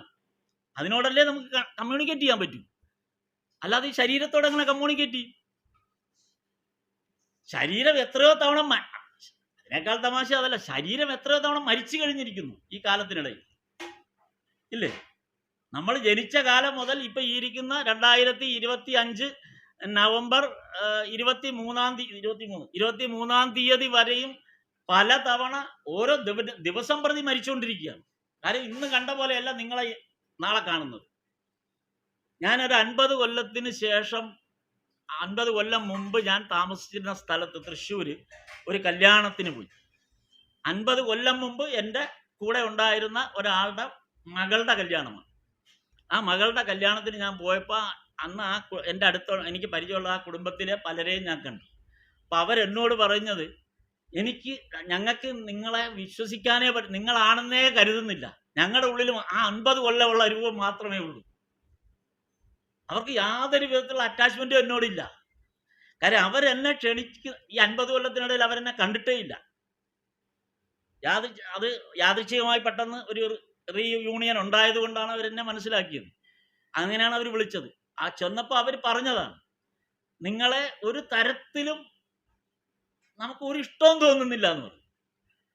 അവിടുത്തെ മൂത്ത ചേച്ചി എന്നോട് പ്രത്യേകം വിളിച്ചു പറഞ്ഞു, വിശ്വനോട് ഞങ്ങൾക്കൊന്നും തോന്നുന്നില്ല, കാര്യം ഞങ്ങളുടെ ഉള്ളിലുള്ള വിശ്വൻ ഇതല്ല, 50 കൊല്ലം മുമ്പുള്ള വിശ്വനാണ്. ഇങ്ങനെ ഒരാൾ മുട്ടയെ കഴിച്ച് ഒരുമാതിരി വികൃതമായി ഇവിടെ വന്ന് നിന്ന് ഞങ്ങൾക്ക് നിങ്ങൾ ഇവിടുന്ന് പോയാലും കുഴപ്പമൊന്നുമില്ല, നിങ്ങൾ വന്നില്ലെങ്കിലും കുഴപ്പമില്ല. അതാണ് ഇതിൻ്റെ അവസ്ഥ. ഈ ശരീരത്തിൻ്റെ അവസ്ഥയുടെ ഓരോ ഘട്ടമാണ് പറഞ്ഞത്. ശരീരം ഒരിക്കലും നമ്മളെ നിങ്ങളുടെ ശരീരത്തിൻ്റെ സൗന്ദര്യത്തിനോ ശരീരത്തിൻ്റെ ഘടനയിലോ മാറ്റം വന്നാൽ നിങ്ങളുടെ മക്കളോ ഭാര്യയോ പോലും സ്വീകരിക്കില്ല, അല്ലെങ്കിൽ ഭാര്യയെ ഭർത്താവ് പോലും സ്വീകരിക്കില്ലല്ലോ. ഒരുപക്ഷെ ഒരു പ്രത്യേക പ്രായം കഴിയുമ്പോൾ ഭർത്താവിനെ കുറിച്ച് ഭാര്യയുടെ ഉള്ളിലുള്ള സങ്കല്പം കല്യാണം കഴിച്ച കാലത്തെ സുന്ദരനായ പുരുഷനെ കുറിച്ചാണ്. ഇപ്പോൾ ഒരുമാതിരി ഉണങ്ങി വരണ്ടിരിക്കുന്നെങ്കിലും മനസ്സിലെ സങ്കല്പം അത് വെച്ചുകൊണ്ട് മാത്രം ഇപ്പൊ പരിഗണന. തിരിച്ചു മക്കളെ എന്നാണോ നമ്മൾ എടുത്ത് കുളിപ്പിക്കുകയും കളിപ്പിക്കുകയും ചെയ്തിരുന്ന ഒരു കാലഘട്ടത്തിലെ കുഞ്ഞായിട്ടാണ് നമ്മൾ ഇപ്പോഴും അവരെ കാണുന്നത്. അവരുടെ വളർന്ന രൂപവും അവരുടെ വലിയ രൂപത്തെ നമ്മൾ അക്സെപ്റ്റ് ചെയ്യുന്നേ ഇല്ല. ഉറപ്പല്ലേ അത്? എല്ലാവരും അങ്ങനെ. എനിക്കങ്ങനെയാണോ? എൻ്റെ തോന്നൽ അത് തന്നെയാണ്. ഇപ്പം ഞാൻ എൻ്റെ മകനും മകളും അവരൊക്കെ കല്യാണം കഴിഞ്ഞ് അവർക്ക് കുട്ടികൾ, പക്ഷെ അവരെ ഞാൻ ഇന്നത്തെ അവസ്ഥയിൽ എനിക്ക് അവരെ അക്സെപ്റ്റ് ചെയ്യാൻ പറ്റില്ല. കാര്യം അവരോട് ഒരു അറ്റാച്ച്മെൻറ്റും തോന്നില്ല. പക്ഷെ എൻ്റെ ഉള്ളിൽ ആ കുഞ്ഞുങ്ങളാണ്. അന്ന് ഞാൻ എടുത്തുകൊണ്ട് നടന്ന, അന്ന് ഞാൻ കളിപ്പിച്ച, അന്ന് എന്നെ ഞാൻ പുറത്തു പോയിട്ട് വരുമ്പോൾ വീട്ടിൽ നോക്കിയിരുന്ന, അല്ലെങ്കിൽ അങ്ങനെയുള്ള ആ ബാല്യ ശൈശവാവസ്ഥയിലുള്ള ആ കുഞ്ഞ്. അതുകൊണ്ടാണ് ഗുരുവായൂരപ്പനെ ഗുരുവായൂരപ്പൻ 10-250 വയസ്സിലാണ് മരിക്കുന്നത് അല്ലേ? 250 വയസ്സെങ്ങാണ്ടായി ഗുരുവായൂരപ്പൻ മരിക്കുമ്പോൾ. ശ്രീകൃഷ്ണനെ മരിക്കുമ്പോൾ 125 ഉള്ള ശ്രീകൃഷ്ണനെയാണോ നമ്മൾ? 125 വയസ്സുള്ള ഒരു ശ്രീകൃഷ്ണന്റെ പടം തന്നാൽ നിങ്ങൾ സ്വീകരിക്കുമോ? മരിക്കുന്ന സമയത്തുള്ള ഇങ്ങനെ ഉടങ്ങി വരണ്ട് ഇരിക്കുമോ? സ്വീകരിക്കില്ല. നമ്മളതിൽ ഇപ്പോഴും ആ വെണ്ണക്കണ്ണനായിട്ടിരിക്കുമ്പോഴാണ് നമുക്കിഷ്ടം. ഗുരുവായൂരപ്പന് പ്രായമാവില്ല, ആ വെണ്ണക്കണ്ണനായിട്ട് കോണമൊക്കെ കൊടുത്തിരുന്നാൽ നമുക്കിഷ്ടമാണ്. ഈവൻ ഗുരുവായൂര പ്രതിഷ്ഠ പോലും വിഷ്ണുവിൻ്റെതാണ്, അതും നമ്മൾ അക്സെപ്റ്റ് ചെയ്യില്ല. നമ്മൾ ഗുരുവായൂര ശംഖചക്ര ഗതാപത്മമായിട്ടാണ് പ്രതിഷ്ഠ ഇരിക്കുന്നതെങ്കിലും അത് അങ്ങനെ അണിയിച്ചൊരുക്കാറില്ല. അവിടെ ആ ഓടക്കോലിലുള്ള ഉണ്ണികൃഷ്ണനായിട്ട് മാത്രമേ അക്സെപ്റ്റ് ചെയ്യുന്നുള്ളൂ. അതാണ് നമ്മുടെ കൺസെപ്റ്റാണത്. അപ്പൊ ഈശ്വരനെ കുറിച്ച് നമ്മുടെ കോൺസെപ്റ്റ് അനുസരിച്ച് മാത്രമേ നമ്മൾ സ്വീകരിക്കൂ. നമ്മുടെ ഏറ്റവും ഇഷ്ടപ്പെട്ട ഒരു രൂപത്തിൽ മാത്രമേ നമ്മൾ സ്വീകരിക്കൂ. അത് നമ്മൾ സൃഷ്ടിക്കുന്നത് ഈ അന്ധക്കരണങ്ങളുടെ പ്രവർത്തനമാണ്. മനസ്സിന്റെ, ബുദ്ധിയുടെ, അഹങ്കാരത്തിന്റെ, ചിത്തത്തിന്റെ, ഈ 4ന്റെയും പ്രവർത്തനങ്ങൾക്കനുസരിച്ചാണ് നമ്മുടെ ചോയ്സ് ഇരിക്കുന്നത്, നമ്മുടെ ഇഷ്ടം ഇരിക്കുന്നത്. അപ്പൊ ശരിയല്ലേ? ശരീരത്തിന്റെ പ്രശ്നം.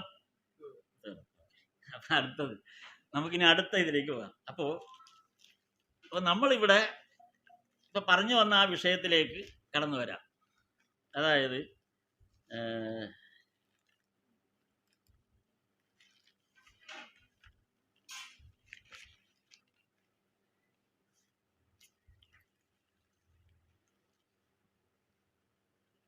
അപ്പോൾ ഇദ്ദേഹം ചോദിച്ച ഒരു ചോദ്യവും അതിനോടനുബന്ധിച്ച ഭാഗ്യം അത് ഞാൻ ആ ഭാഗം കുറിച്ച് വെച്ചിരുന്നു. അപ്പം ചോദ്യം വരുമെന്ന് എനിക്ക് മുൻകൂട്ടി മനസ്സിലായി. അപ്പോൾ അതിതാണ്, ഇതിൽ നിന്ന് നമ്മൾ പഠിക്കേണ്ട പാഠം. അതായത് ബാഹ്യ ശരീരവും അന്ധക്കരണവും ഏതു വിധം ഒരുക്കിയാലാണ് ഈശ്വര സാക്ഷാത്കാരം ലഭിക്കുക. ഇതാണ് ആ ചോദ്യം. ബാഹ്യ ശരീരവും അന്ധക്കരണവും ഏതു വിധത്തിൽ നമ്മൾ ഒരുക്കി വച്ചാലാണ് ഈശ്വര സാക്ഷാത്കാരം ലഭിക്കുക. ഈശ്വരനെ നമുക്ക് ലഭിക്കുക എന്ന് വെച്ചാൽ നമ്മൾ ഈശ്വരനാകുക എന്നുള്ളതാണ് സത്യം. അതാണ് അതിൻ്റെ ശരി. അല്ലാതെ ഈശ്വരനെ നമുക്ക് കിട്ടുക എന്നുള്ളൊരു ഇതില്ല. നമ്മൾ ഈശ്വര രൂപികളായി മാറുക. നമ്മൾ ഈശ്വര രൂപികളാണ്. നമ്മൾ ഈശ്വര രൂപികളായിട്ട് തന്നെയാണ് ജനിച്ചത്. നമ്മൾ ഈശ്വര രൂപികളായിട്ടാണ് ജീവിക്കുന്നത്. നമ്മൾ ഈശ്വര രൂപികളാണ്. കാരണം ഈശ്വര രൂപികളായിട്ടേ നമുക്കിരിക്കാൻ പറ്റുള്ളൂ. അപ്പോൾ പക്ഷെ നമുക്ക് ആ ഒരു ബോധ്യം വരുന്നില്ല എന്നുള്ളതാണ് സത്യം. ഇതും സത്യസായി ബാബയുടെ ഒരു ഉത്തരം ഇതിനകത്ത് ഒരാൾ ചോദിച്ച ചോദ്യമാണ്. സത്യസായി ബാബയോട് ഒരു പത്രപ്രവർത്തകൻ ചോദിച്ചു, അങ്ങ് ഈശ്വരനാണോ എന്ന് ചോദിച്ചു. സത്യസായി ബാബ പറഞ്ഞു, ഞാൻ മാത്രമല്ല നിങ്ങളും ഈശ്വരനാണ്. പക്ഷെ നമ്മൾ തമ്മിൽ ഒരു ചെറിയ വ്യത്യാസമുണ്ട്. ഞാൻ ഈശ്വരനാണ് എന്ന കാര്യം എനിക്കറിയാം, പക്ഷെ നിങ്ങൾ ഈശ്വരനാണെന്നുള്ള കാര്യം നിങ്ങൾക്കറിയില്ല. ഇതാണ് നമ്മൾ തമ്മിലുള്ള വ്യത്യാസം. ഈശ്വര സ്വരൂപികൾ തന്നെയാണ്. അപ്പോൾ സത്യസായി ബാബ പ്രഭാഷണം നടത്തുമ്പം ഓഡിയൻസിനോട് പറയുന്ന വാക്കും ഇതാണ്, ഈശ്വര സ്വരൂപലാല എന്നാണ് പറഞ്ഞാണ് തുടങ്ങുന്നത്.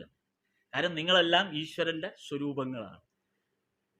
നമ്മളെല്ലാം ഈശ്വരൻ്റെ സ്വരൂപങ്ങളാണ്. പക്ഷെ നമ്മൾ ഈശ്വര സ്വരൂപമാണ് എന്ന ബോധം നമ്മുടെ മനസ്സിന് അന്ധക്കരണത്തിൽ ഉറപ്പ് വരാത്തതാണ് നമ്മുടെ പ്രശ്നം. അതാണ് നമ്മളിങ്ങനെ അലഞ്ഞു കിടക്കുന്നത്. അപ്പം അതിനെക്കുറിച്ചാണ് നമ്മൾ പറയുന്നത്. അപ്പോൾ അങ്ങനെ ഒരു ഒരുക്കമില്ലാതെ ഭക്തി എന്ന് പറയുന്നതിൽ അർത്ഥമില്ല. അപ്പം നമ്മൾ ഈശ്വരഭക്തി ഉണ്ട് എന്ന് നമ്മൾ പറയുമ്പോൾ, അതായത് നമ്മൾ ഈ ക്ഷേത്രത്തിൽ പോകുന്നു, വേണ്ട വിധത്തിൽ ആരാധനകൾ നടത്തുന്നു, വഴിപാടുകൾ നടത്തുന്നു, സർവ്വ കുഴപ്പങ്ങളും നമ്മൾ ചെയ്യുന്നുണ്ട്. നമ്മൾ 24 മണിക്കൂറും നമ്മുടെ ചിന്ത ഇതാണ്. മുഴുക്കാപ്പ് നടത്തുന്നു, അർച്ചന നടത്തുന്നു, മൃത്യുഞ്ജയ ഹോമം നടത്തുന്നു, പിന്നെ തിരുമേനി വരി വല്ല പറഞ്ഞാൽ അതെല്ലാം മൊത്തം നടത്തുന്നു, ഇങ്ങനെ എല്ലാം നടത്തുന്നു. അപ്പോൾ നമ്മൾ ഭക്തിയുടെ പേരിലാണോ ഇത് നടത്തുന്നത്? ഭക്തിയുടെ പേരിലാണെങ്കിൽ ഇതിൻ്റെ ഒന്നും ആവശ്യമില്ല. ഭക്തിയുടെ പേരിലല്ലല്ലോ. നമ്മൾ നടത്തുന്ന ഒരർച്ചനയും ഭക്തിയുടെ പേരിലല്ല. നമ്മൾ നടത്തുന്ന ഒരർച്ചനയും ഈശ്വരന് വേണ്ടിയല്ല. നമ്മൾ നടത്തുന്ന അർച്ചന നമ്മൾ ഒരു മെമ്മോറാണ്ടം ഈശ്വരന് സമർപ്പിച്ചു വെച്ചിട്ടുണ്ട് അവിടെ. ഈ മെമ്മോറാണ്ടമാണ് പ്രശ്നം. അപ്പോൾ നമ്മുടെ തിരുമേനി അതെടുത്ത് വെച്ച് നോക്കിയിട്ട് ഒരു ചാർട്ട് തയ്യാറാക്കി തരും. ഇതിൽ പറഞ്ഞിരുന്ന ഇന്ന കാര്യങ്ങൾക്ക് ഇന്നത് ചെയ്യണം. ഇപ്പോൾ എൻ്റെ വീടിൻ്റെ കിണറിന് എന്തോ ഒരു പ്രശ്നമുണ്ടെന്നൊരു കണ്ടെത്തി. നമ്മൾ അങ്ങനെ പെട്ടെന്ന് കുറേ പ്രശ്നങ്ങൾ ഇങ്ങനെ അടിക്കടി വരുമ്പോൾ, എല്ലാവർക്കും ഉള്ളതാണ്, കുറേ പ്രശ്നങ്ങൾ വരുമ്പോൾ നമ്മൾ പതുക്കെ ഒന്ന് അന്വേഷിക്കാൻ തുടങ്ങും. എങ്ങനെ? പല രൂപത്തിൽ, ജ്യോത്സ്യനാകാം, അല്ലെങ്കിൽ അങ്ങനെ എന്താണ് ഇങ്ങനെ പ്രശ്നങ്ങൾ ഒഴിയുന്നില്ലല്ലോ എന്നും പറഞ്ഞ് അപ്പോൾ നമ്മളൊരു വേണ്ടപ്പെട്ട ഒരു ജ്യോത്സ്യൻ്റെ അടുത്ത് ഞാൻ ചെല്ലും. അപ്പോൾ ചെന്ന് കഴിഞ്ഞിട്ട് ചോദിച്ചു, എന്താണ് എൻ്റെ പ്രശ്നം? ജ്യോത്സ്യനോട് ഞാൻ ചോദിക്കാം. അപ്പോൾ ജ്യോത്സ്യൻ ഇങ്ങനെ എല്ലാം നോക്കിയിട്ട് നമ്മുടെ വീടിൻ്റെ ചുറ്റുപാടുമൊക്കെ ഇങ്ങനെ ഗണിച്ചു, അതൊക്കെ ആലോചിച്ച് അതിനെക്കുറിച്ചൊക്കെ പറഞ്ഞ് നമ്മളിൽ നിന്ന് അദ്ദേഹം കാര്യങ്ങളൊക്കെ അങ്ങനെ കണ്ടുപിടിച്ചു. കിണർ സംബന്ധമായ ഒരു പ്രശ്നമാണ്. ഈ കിണർ സംബന്ധമായ പ്രശ്നം പരിഹരിക്കുകയാണെങ്കിൽ അത് നിങ്ങൾക്ക് ഗുണകരമാകും, നിങ്ങളുടെ ഇന്നത്തെ പ്രശ്നങ്ങൾ മാറും എന്ന് പറഞ്ഞു. അപ്പം ഞാൻ ചോദിച്ചാൽ അതെങ്ങനെ പരിഹരിക്കാം? അതിന് വഴിയുണ്ട് എന്നും പറഞ്ഞ് അന്ന് അദ്ദേഹം ഏതാണ്ട് ഒരു 75,000 രൂപയുടെ പൂജ നിശ്ചയിച്ചു. അപ്പോൾ ഞാൻ പറഞ്ഞ് തിരുമേനിയോട് പറഞ്ഞ് ഇത്രയും പറ്റൂല എന്ന് പറഞ്ഞു. അപ്പോൾ അദ്ദേഹം പറഞ്ഞ് കുറയ്ക്കാം, നമുക്ക് ചില കാര്യങ്ങൾ ഒഴിവാക്കാം, അത്യാവശ്യമുള്ളത് ചെയ്യാം. ഞാൻ പറഞ്ഞു അത് മതി, അത്യാവശ്യം മതി, മറ്റേതൊക്കെ നമുക്ക് സൗകര്യം പോലെ ചെയ്യാം, ഏറ്റവും ഇപ്പം ചെയ്യേണ്ട കാര്യം ചെയ്താൽ മതി. എന്നാലും ഒരു 30,000 രൂപയാവും. നമ്മൾ പറ്റില്ല, അത്രയും വരെ എത്തില്ല എന്ന് പറഞ്ഞു. അപ്പോൾ പുള്ളി എന്നോട് പറഞ്ഞു 30,000 പറ്റില്ല, പിന്നെ നോക്കട്ടെ എന്ന് പുള്ളി കുറേ ആലോചിച്ചിട്ട് പറഞ്ഞു, എന്നാൽ പിന്നെ നമുക്ക് ഇന്ന കാര്യങ്ങൾ ചെയ്യാം. അപ്പോൾ എത്രയാവും? അപ്പോൾ പുള്ളി പറഞ്ഞു 10,000 രൂപ. ഞാൻ പറഞ്ഞു അതും പറ്റില്ല, 10,000 വരെ എത്തില്ല. അപ്പോൾ പുള്ളി ചോദിച്ചു, എന്നാൽ പിന്നെ ഒരു കാര്യം, നിങ്ങൾക്ക് എത്ര പറ്റുമെന്ന് പറ, അപ്പോൾ അതനുസരിച്ച് നമുക്ക് ചെയ്യാം. ഞാൻ പറഞ്ഞ എനിക്ക് ഒരു കാര്യവും പറ്റില്ല, പണം മുടക്കാനുള്ള വകുപ്പ് എൻ്റെ കയ്യിൽ ഇല്ല, അതാണ് സത്യം. ഏതായാലും നിങ്ങൾ എൻ്റെ അടുത്ത് വന്നില്ലേ, ഇത് മാറിയേ പറ്റൂ. അതുകൊണ്ട് ഒരു കാര്യം, ശ്രീവല്ലഭ ക്ഷേത്രത്തിൽ, ഞാൻ താമസിക്കുന്ന ശ്രീവല്ലഭ ക്ഷേത്രത്തിൻ്റെ അടുത്താണ്, അപ്പോൾ ശ്രീവല്ലഭ ക്ഷേത്രത്തിൻ്റെ ഒരു പ്രത്യേകത എന്ന് വെച്ചാൽ അതിൻ്റെ കിഴക്കേ നട, ശ്രീകോവിലിന് 2 നടയാണ്, പടിഞ്ഞാറും കിഴക്കും നടയാണ്. കിഴക്കേ നടയിൽ വിഷ്ണുവിൻ്റെ പ്രതിഷ്ഠയും പടിഞ്ഞാറേ നടയിൽ സുദർശന ചക്രത്തിൻ്റെ പ്രതിഷ്ഠയുമാണ്. അതാണ് അവിടുത്തെ സങ്കല്പം. സുദർശന ചക്രമാണ് ആദ്യം പ്രതിഷ്ഠിച്ചത്, പിന്നെയാണ് ദുർവാസാവ് വന്ന് ശ്രീകൃഷ്ണ വിഗ്രഹം പ്രതിഷ്ഠിച്ചത്. അപ്പോൾ സുദർശനമൂർത്തിക്കാണ് ശക്തി കൂടുതൽ. അതുകൊണ്ട് സുദർശനമൂർത്തിക്ക് വേണം എന്തെങ്കിലും വഴിപാട് കഴിക്കും. ഒരു കാര്യം ചെയ്യും, 12 ദിവസം കദളിപ്പഴം ഓരോന്ന് നേദിക്കാൻ പറ്റുമെന്ന് ചോദിച്ചു. അത് പറ്റും, കാര്യം അത് എളുപ്പമാണ്, എളുപ്പമുള്ള കാര്യം. എന്താ പിന്നെ ഒരു കാര്യം ചെയ്യും, തിരുമേനിക്ക് ഒരു 250 രൂപ കൊടുക്കണം. അദ്ദേഹം തന്നെ ഓരോ ദിവസവും ഓരോ കദളിപ്പഴം നേദിച്ച് നിങ്ങൾക്ക് തരും. എന്നും രാവിലെ 11 മണിക്ക് ആദ്യ പൂജ കഴിഞ്ഞതിന് ശേഷം ഈ കദളിപ്പഴം പോയി മേടിക്കാം. അങ്ങനെ 12 ദിവസം കൊണ്ട് ഇത് പൂർണ്ണമായും ഈ പ്രശ്നം മാറിക്കിട്ടും. അങ്ങനെ അത് ചെയ്തു, മടക്കിയൊന്നുമില്ല, അതൊക്കെ ചെയ്തു, കൃത്യമായതെല്ലാം ചെയ്തു, അങ്ങ് പോയി. അതിൻ്റെ ഗുണമായോ അല്ലെങ്കിൽ ദോഷമായോ എന്നുള്ളതല്ല പ്രശ്നം. എന്തായാലും കൃത്യമായി ജീവിതത്തിൽ ആദ്യമായി 12 ദിവസം ഭഗവാന്റെ അടുത്ത് കുളിച്ചു തൊഴുത് പോയി തൊഴുതു. അതൊരു പുണ്യമാണ്. അതിന് ആ ജ്യോത്സ്യൻ വഴി വച്ചു എന്നുള്ളതാണ് ഇന്നും ഞാൻ ആലോചിക്കും. പക്ഷെ അതെന്നെ ഉള്ളിലൊരു ശക്തി ഉണ്ടാക്കി. 12 ദിവസം മുടങ്ങാതെ പോയി. എന്നിട്ടും ഒരു മനോദുഃഖം അവിടെ ഉണ്ടായി എന്നുള്ളൊരു സത്യമാണ്. ഈ 12 ദിവസവും തിരുമേനി ഇങ്ങനെ പഴം ഇട്ട് തരും, ഞാൻ മേടിക്കും, തിരിച്ച് ഇങ്ങ് പോരും. 12ാം ദിവസം പഴം ഇടുന്നു, അത് താഴെ പോയി. അപ്പം ഞാൻ പറഞ്ഞു, ഫലം പോയിരിക്കും, എന്ത് ചെയ്യാൻ പറ്റും, അത് പോയി. പിന്നെ വിഷമിക്കാനാണെങ്കിൽ അത് മതി. ഈ 11 ദിവസത്തെ ഇടപാടും കുഴപ്പമായി. ആ തിരുമേനിയോട് പറഞ്ഞു, ഞാൻ അന്നേ പറഞ്ഞ 50,000 ചെയ്തെങ്കിൽ ഈ കുഴപ്പം വരൂലായിരുന്നു, നിങ്ങൾ 250 പോയതുകൊണ്ടാണ് ഈ കുഴപ്പമുണ്ടായെന്ന് പറഞ്ഞു കുഴപ്പത്തിലെത്തിച്ചാൽ. അപ്പം ഇതാണ് നമ്മുടെ ഭക്തിയുടെ, ഞാൻ എൻ്റെ കാര്യം തന്നെ പറഞ്ഞത്, ഭക്തിയുടെ ഒരു ഘടന ഇതാണ്. നമുക്ക് ഭക്തിയെ സംബന്ധിച്ചുള്ള ഒരു ഘടന, അല്ലാതെ ഈശ്വരനോട് താതാത്മ്യം പ്രാപിക്കുക, ഈശ്വര വിശ്വാസം, ഇതൊന്നും നമുക്കില്ല. നമ്മളുടെ ഭക്തി എന്ന് പറഞ്ഞാൽ ഇത്തരം ഗുലുമാലുകളിൽ കിടന്ന് കളിക്കുകയാണ് ഈ ഭക്തി എന്ന് പറയുന്നത്. അപ്പോൾ ഇത് കഴിഞ്ഞിട്ട് ഇവിടെ ശ്രീരാമകൃഷ്ണദേവൻ ഈ കാര്യത്തിൽ ഒരു സംഭോഗത പറയുന്നുണ്ട്. ശ്രീരാമകൃഷ്ണദേവൻ പറഞ്ഞു, ഒരിക്കൽ നവരാത്രി കാലത്ത്, അവിടെ കൽക്കട്ടയിൽ നവരാത്രിയാണ് ഏറ്റവും പ്രധാനപ്പെട്ട ആഘോഷം. എല്ലായിടത്തും കാളി പൂജ നടക്കുന്നതാണ്, എല്ലാ വീടുകളിലും നടക്കും, എല്ലായിടത്തും നടക്കും. അപ്പോൾ എല്ലാ വർഷവും ദുർഗാപൂജ ഗംഭീരമായിട്ട് നടത്തിക്കൊണ്ടിരുന്ന ഒരു ഭക്തൻ, ശ്രീരാമകൃഷ്ണദേവന് വളരെ അടുത്തറിയാം. ശ്രീരാമകൃഷ്ണദേവൻ ആ വീട്ടിൽ പോകും ദുർഗാപൂജയുടെ സമയത്ത്. അപ്പോൾ അവിടെ മാംസം നേദിക്കും. കാളിപൂജയ്ക്ക് മാംസം നേദിക്കാവുന്നതാണ്, മാംസം നേദിക്കും. അപ്പോൾ അവിടെ ദക്ഷിണേശ്വരൻ ക്ഷേത്രത്തിലും മാംസം നേദിക്കും. അത് അവിടുത്തെ ആചാരപ്രകാരം അവർക്ക് മാംസം നേദിക്കാം.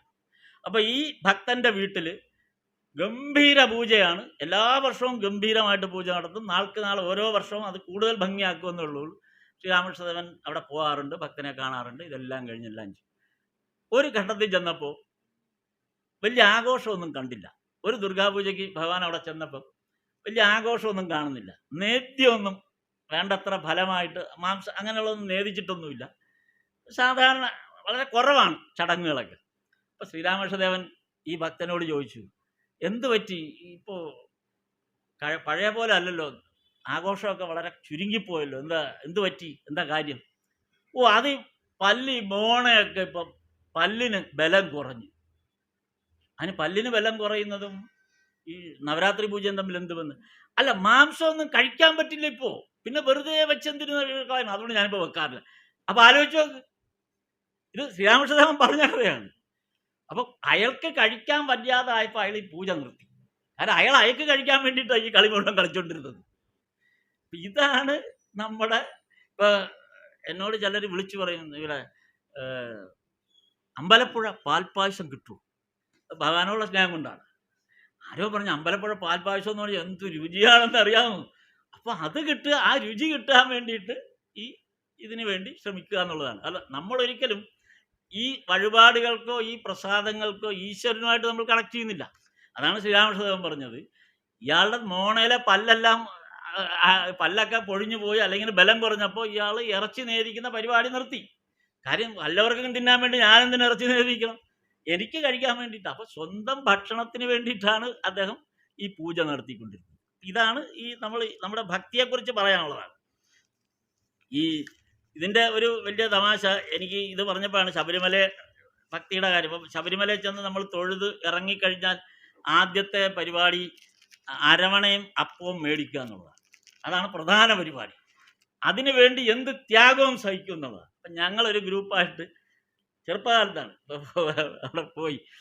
ഇപ്പം എൻ്റെ കൂടെ ഒരു ഞങ്ങളിങ്ങനെ പറഞ്ഞു, നീ അരവണ ഇത്ര രൂപയ്ക്കുള്ള അരവണ നീ മേടിക്കണം, ഇത്ര രൂപയ്ക്കുള്ള അപ്പം നീ മേടിക്കണം. അപ്പം എല്ലാവരും കോമൺ ആയിട്ട് മേടിച്ചിട്ട് പിന്നെ വിഭജിച്ചെടുക്കുകയാണ്. അപ്പോൾ വാങ്ങിക്കാനായിട്ട് ഓരോരുത്തരെ ഇല്ല. അപ്പം വലിയൊരു ഗ്രൂപ്പായിട്ട് പോകുന്നതുകൊണ്ട് പലരും ഏറ്റെടുത്തു അങ്ങനെ വാങ്ങിക്കുന്ന രീതികളൊക്കെ. അപ്പം എല്ലാവരും കൂടെ ക്യൂ നിന്ന് അങ്ങ് ചെല്ലുകയാണ്.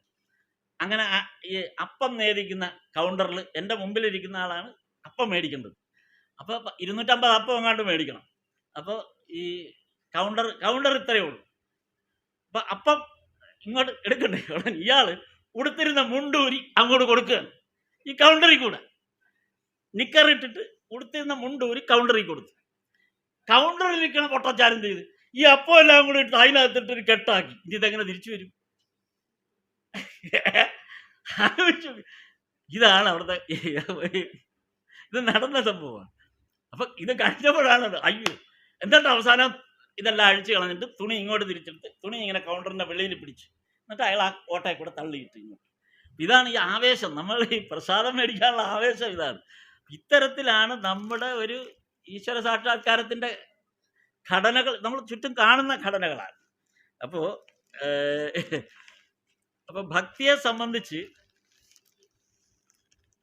എന്തുകൊണ്ടാണ് ഇത് സംഭവിക്കുന്നതെന്ന് ശ്രീരാമകൃഷ്ണദേവൻ, ഇതെന്തുകൊണ്ടാണ് നമ്മളിങ്ങനെ, നമുക്കെന്താണ് ഈ ഭക്തിയും ഈശ്വര വിശ്വാസവും തമ്മിൽ പൊരുത്തപ്പെടാതെ പോകുന്നതിൻ്റെ ഒരു കാര്യം എന്താണ് എന്ന് ഭഗവാനോട്, ശ്രീരാമകൃഷ്ണദേവനോട് ഒരാൾ ചോദിച്ചു. ഈ ഭക്തിയും അങ്ങ് ഈ പറയുന്നുണ്ട്, ഈ ഭക്തിയുടെ ഈ ഭക്തി എന്ന് പറഞ്ഞാൽ ഈ രീതിയിലാണ്, ഇതൊന്നും ഈശ്വരന് വേണ്ടിയുള്ളതല്ല എന്നുള്ളത് ബോധ്യമാണ്. അപ്പം എന്തുകൊണ്ടാണ് ഈ ഭക്തിയും ഈശ്വര വിശ്വാസവും തമ്മിൽ പൊരുത്തപ്പെടുന്നില്ല? അത് നമുക്കും അറിയാം. നമ്മുടെ ഭക്തി എന്ന് പറയുന്നത് ഒരു യഥാർത്ഥത്തിലുള്ള ഈശ്വര വിശ്വാസം എന്ന് പറയുന്ന ഘടനയിലുള്ളതല്ല നമ്മുടെ ഭക്തി. അപ്പോൾ എന്തുകൊണ്ടാണ് സംഭവിക്കുന്നതെന്ന് ചോദിച്ചപ്പോൾ ശ്രീരാമകൃഷ്ണദേവൻ അതിന് പറഞ്ഞു കൊടുത്ത മറുപടി, അതായത് ഈ ഭക്തി എന്ന് പറയുന്നത്, യഥാർത്ഥത്തിൽ ഭക്തി എന്ന് പറയുന്നത് ഇത്തരം റിച്വൽസ് അല്ല. ഭക്തി ഈ പ്രകടനങ്ങളല്ല, അത് യഥാർത്ഥത്തിൽ ജ്ഞാന സമ്പാദനമാണ്. അറിവ് നേടുക എന്നുള്ളതാണ് ഭക്തി. നമ്മൾ അറിവ് നേടുക എന്നുള്ളത്, ഈശ്വര വിശ്വാസം എന്ന് പറയുന്നത് ഒരറിവായിട്ട് മാറും. അത് പ്യുവർ സയൻസ് തന്നെയാണ്, ശാസ്ത്രമാണ്. അറിവാണ് യഥാർത്ഥത്തിലുള്ള ഭക്തി എന്ന് പറയുന്നത്. ബാക്കിയുള്ള പ്രകടനപരതകളെല്ലാം യഥാർത്ഥത്തിൽ ഭക്തിയുടെ വശമല്ല, അറിവാണ് എന്നാണ് ഭഗവാൻ പറഞ്ഞത്. എന്നിട്ട് അതിനൊരു ഉദാഹരണമായിട്ട് പറഞ്ഞത്, ഈ ശ്രീരാമകൃഷ്ണദേവൻ്റെ ദേഹത്യാഗത്തിന് ഈ നരേന്ദ്രനെ വിവേകാനന്ദ സ്വാമിയോടും സംഘാംഗങ്ങളോടുമൊക്കെ ഇത് പറഞ്ഞു കൊടുത്തിട്ടുണ്ട്. ഇത്തരം ജ്ഞാനസമ്പാദനമാണ്. അതുകൊണ്ടാണ് വിവേകാനന്ദ സാഹിത്യ സർവസ്വം മുഴുവൻ വായിക്കുകയാണെങ്കിൽ നമുക്ക് ഭഗവാൻ പറഞ്ഞു കൊടുത്ത ഈ അറിവ് എന്താണ് എന്നുള്ള ബോധ്യപ്പെടും. വിവേകാനന്ദ സാഹിത്യ സർവസ്വത്തിനുള്ള ഏറ്റവും വലിയൊരു ബെനിഫിറ്റ് അതാണ്. അത് ഈ അറിവ് എങ്ങനെയാണ് നമ്മൾ ഭക്തി എന്ന് പറയുന്നത് അറിവിലേക്ക് കൺവെർട്ട് ചെയ്യണം, ജ്ഞാനമായിട്ട് കൺവെർട്ട് ചെയ്യണം. അങ്ങനെ ജ്ഞാനമായിട്ട് കൺവെർട്ട് ചെയ്ത് കഴിയുമ്പോൾ പിന്നെ ഈ ഭക്തി എന്ന് പറയുന്നത് യഥാർത്ഥത്തിൽ നമ്മൾ അതിൻ്റെ അന്തസത്തെ, ഈശ്വരൻ്റെ അന്തസത്തെ മനസ്സിലാക്കുക എന്ന് വെച്ചാൽ നമ്മൾ നമ്മെ തന്നെ മനസ്സിലാക്കുക. അതാണ് നേരത്തെ പറഞ്ഞത്, നമ്മളും ഈശ്വര സ്വരൂപമാണ് എന്നുള്ള ബോധം നമുക്ക് ഉണ്ടാകുന്നത് ഈ ജ്ഞാനം നമുക്ക് കിട്ടും. അതുകൊണ്ടാണ് ഈ നരേന്ദ്രനുമൊക്കെ ഈ പിന്നെ ഭഗവാന്റെ ദേഹത്യാഗത്തിന് ശേഷം ഒരു ദിവസമായിരുന്നു ഇതേക്കുറിച്ച്, ഭഗവാൻ ഈ പറഞ്ഞതിനെക്കുറിച്ച് ഒരു ചർച്ച നടത്തി. അപ്പോൾ അഭേദാനന്ദ, ഇവരുടെ കൂട്ടത്തിലുണ്ടായിരുന്ന അഭേദാനന്ദ സ്വാമി, നരേന്ദ്രൻ്റെയൊക്കെ ഒപ്പം വിവേകാനന്ദൻ്റെയൊക്കെ കൂടെയുള്ള സഹ സന്യാസിയാണ് അഭേദാനന്ദ സ്വാമി. അപ്പോൾ അഭേദാനന്ദ സ്വാമി ജ്ഞാനസമ്പാദ്യമായിരുന്നു മുഖ്യം. അപ്പോൾ നരേന്ദ്രൻ പറയും, ജ്ഞാനം അത്ര എളുപ്പത്തിൽ കിട്ടുമോ? ഇതാണ് വിവേകാനന്ദ സ്വാമി പറഞ്ഞ കാര്യം. വിവേകാനന്ദ സ്വാമിയോട് ഭഗവാൻ പറഞ്ഞു കൊടുത്തതാണ് ഭക്തി എന്ന് പറയുന്നത് എന്താണ്? ജ്ഞാനമാണ്. അപ്പോൾ വിവേകാനന്ദ സ്വാമി പറഞ്ഞത്, എന്നിട്ട് ഭഗവാൻ പറഞ്ഞത് ഇതിൻ്റെ നേരെ കോൺട്രഡിക്ഷൻ ആയിട്ടാണ് പറയുന്നത്. ഭക്തി എന്ന് പറയുന്നത് ജ്ഞാനമാണ്, പക്ഷെ ജ്ഞാനം ഉണ്ടാകണമെങ്കിൽ എന്ത് വേണം? ഭക്തി വേണം. അതാണ്. അപ്പം ജ്ഞാനവും ഭക്തിയും കൂടെ ഒന്നിച്ചു നിന്നാൽ മാത്രമേ ജ്ഞാനവും കൊണ്ട് പോകാൻ വഴിയില്ല, ഭക്തി മാത്രം കൊണ്ടും പോകാൻ വഴിയില്ല. ജ്ഞാനവും ഭക്തിയും ഒന്നിച്ചു ചേരുമ്പോൾ മാത്രമേ ഈശ്വര സാക്ഷാത്കാരത്തിന് വഴി. ഭക്തി വേണം, ഭക്തി വേണ്ട എന്നല്ല. ഈ പറഞ്ഞ എല്ലാം ഈശ്വരനോടുള്ള നമ്മളിപ്പോൾ കുറൂരമ്മയുടെ ഭക്തി, പൂന്താനത്തിൻ്റെ ഭക്തി, ആ ഭക്തി നമുക്ക് വേണം. മേൽപ്പത്തൂരിൻ്റെ ജ്ഞാനമായിട്ട് നിൽക്കുക, വില്വമംഗലത്തിൻ്റെ ജ്ഞാനമായിട്ട് നിൽക്കുക എന്നും പറഞ്ഞ് ഭഗവത് സാക്ഷാത്കാരം ഇല്ലാത്തവരല്ലല്ലോ മേൽപ്പത്തൂരും വില്വമംഗലവും. രണ്ടുപേരും ഭഗവാന്റെ ഏറ്റവും വലിയ പ്രത്യക്ഷത്തിൽ ഭഗവാനെ സാക്ഷാത്കരിച്ചിട്ടുള്ള ആൾക്കാർ. ഭഗവാൻ ഉദ്ധവരോട് പറഞ്ഞ്, ഉദ്ധവ ഗീത എന്ന് പറയുന്ന ഭാഗം തന്നെ അതാണ്. ഭക്തി, അതായത് ഗോപികമാർക്കുള്ളത് ഭക്തിയാണ്. അതേസമയം ഉദ്ധവർക്ക് പറഞ്ഞു കൊടുക്കുക, അതാണ് ഉദ്ധവ ഗീതയായിട്ട് പറഞ്ഞത്. ഉദ്ധവ ഗീതയായിട്ട് പിന്നീട് നമ്മൾ വായിച്ച് പഠിക്കുന്നത് അതാണ്. അപ്പൊ ഗോപികമാരുടേത് ഭക്തിയാണ്, കുറൂരമ്മയുടേത് ഭക്തിയാണ്, പൂന്താനത്തിൻ്റെത് ഭക്തിയാണ്. അതേസമയം വില്വമംഗലത്തിൻ്റെ ആയാലും മേൽപ്പത്തൂർ ഭട്ടതിരിപ്പാടിൻ്റെ ആയാലും അത് ജ്ഞാനവും കൂടെ ചേർന്നതാണ്. അപ്പം ജ്ഞാനമാണോ വലുത്, ഭക്തിയാണോ വലുത് എന്നുള്ളിടത്താണ് ചോദ്യം വരുന്നത്. ഭക്തിയുടെ മാർഗത്തിൽ നമ്മൾ ഏത് രൂപത്തിൽ, നമ്മൾ ഏത് ഭാഷ ഉപയോഗിച്ചാലും അത് ഭഗവാന് സ്വീകാര്യമാണ്. ഭക്തിയുടെ രൂപത്തിൽ അതിന് ജ്ഞാനത്തിൻ്റെ ആവശ്യമില്ല. ഭക്തിയുടെ രൂപത്തിൽ നമ്മൾ ഏതൊരു ഭാഷ, നമ്മൾ ഏത് തരത്തിലും നമുക്ക് ഈശ്വരനെ സമീപിക്കാം, നമുക്ക് ഈശ്വരനോട് എന്തും സംസാരിക്കാം. അതാണ് മരപ്രഭു എന്ന് പറഞ്ഞപ്പോൾ അത് തെറ്റല്ല എന്ന് ഭഗവാൻ പറഞ്ഞത്. അമരപ്രഭു എന്നാണ് പ്രയോഗിക്കേണ്ടത്, പക്ഷെ മരപ്രഭു എന്നാണ് പ്രയോഗിച്ചത്. ഭഗവാനാണ് പറഞ്ഞത് മരപ്രഭുവും ഞാൻ തന്നെയാണ്, അതായത് അമരപ്രഭുവും ഞാൻ തന്നെയാണ്, മരപ്രഭുവും ഞാൻ തന്നെ. അപ്പോൾ ഭാഷയിൽ ഭഗവാനെ സംബന്ധിച്ചിടത്തോളം, ഈശ്വരനെ സംബന്ധിച്ചിടത്തോളം രണ്ട് പക്ഷമില്ല, രണ്ടായിട്ട് ഒന്നിനെയും കാണുന്നില്ല. ഭഗവാനെ സംബന്ധിച്ച് രണ്ടും, ഈശ്വരനെ സംബന്ധിച്ച് ഈശ്വര സങ്കല്പത്തിൽ എല്ലാ ഭാഷയും ഒന്ന് തന്നെയാണ്. ഭാഷയിൽ നല്ലത് ചീത്ത, ഇത് ശ്രീരാമകൃഷ്ണദേവൻ പറയുന്നുണ്ട്, നല്ലത് ചീത്ത എന്ന് പറഞ്ഞാൽ രണ്ടില്ല, എല്ലാം ഭഗവാൻ ഒരുപോലാണ്.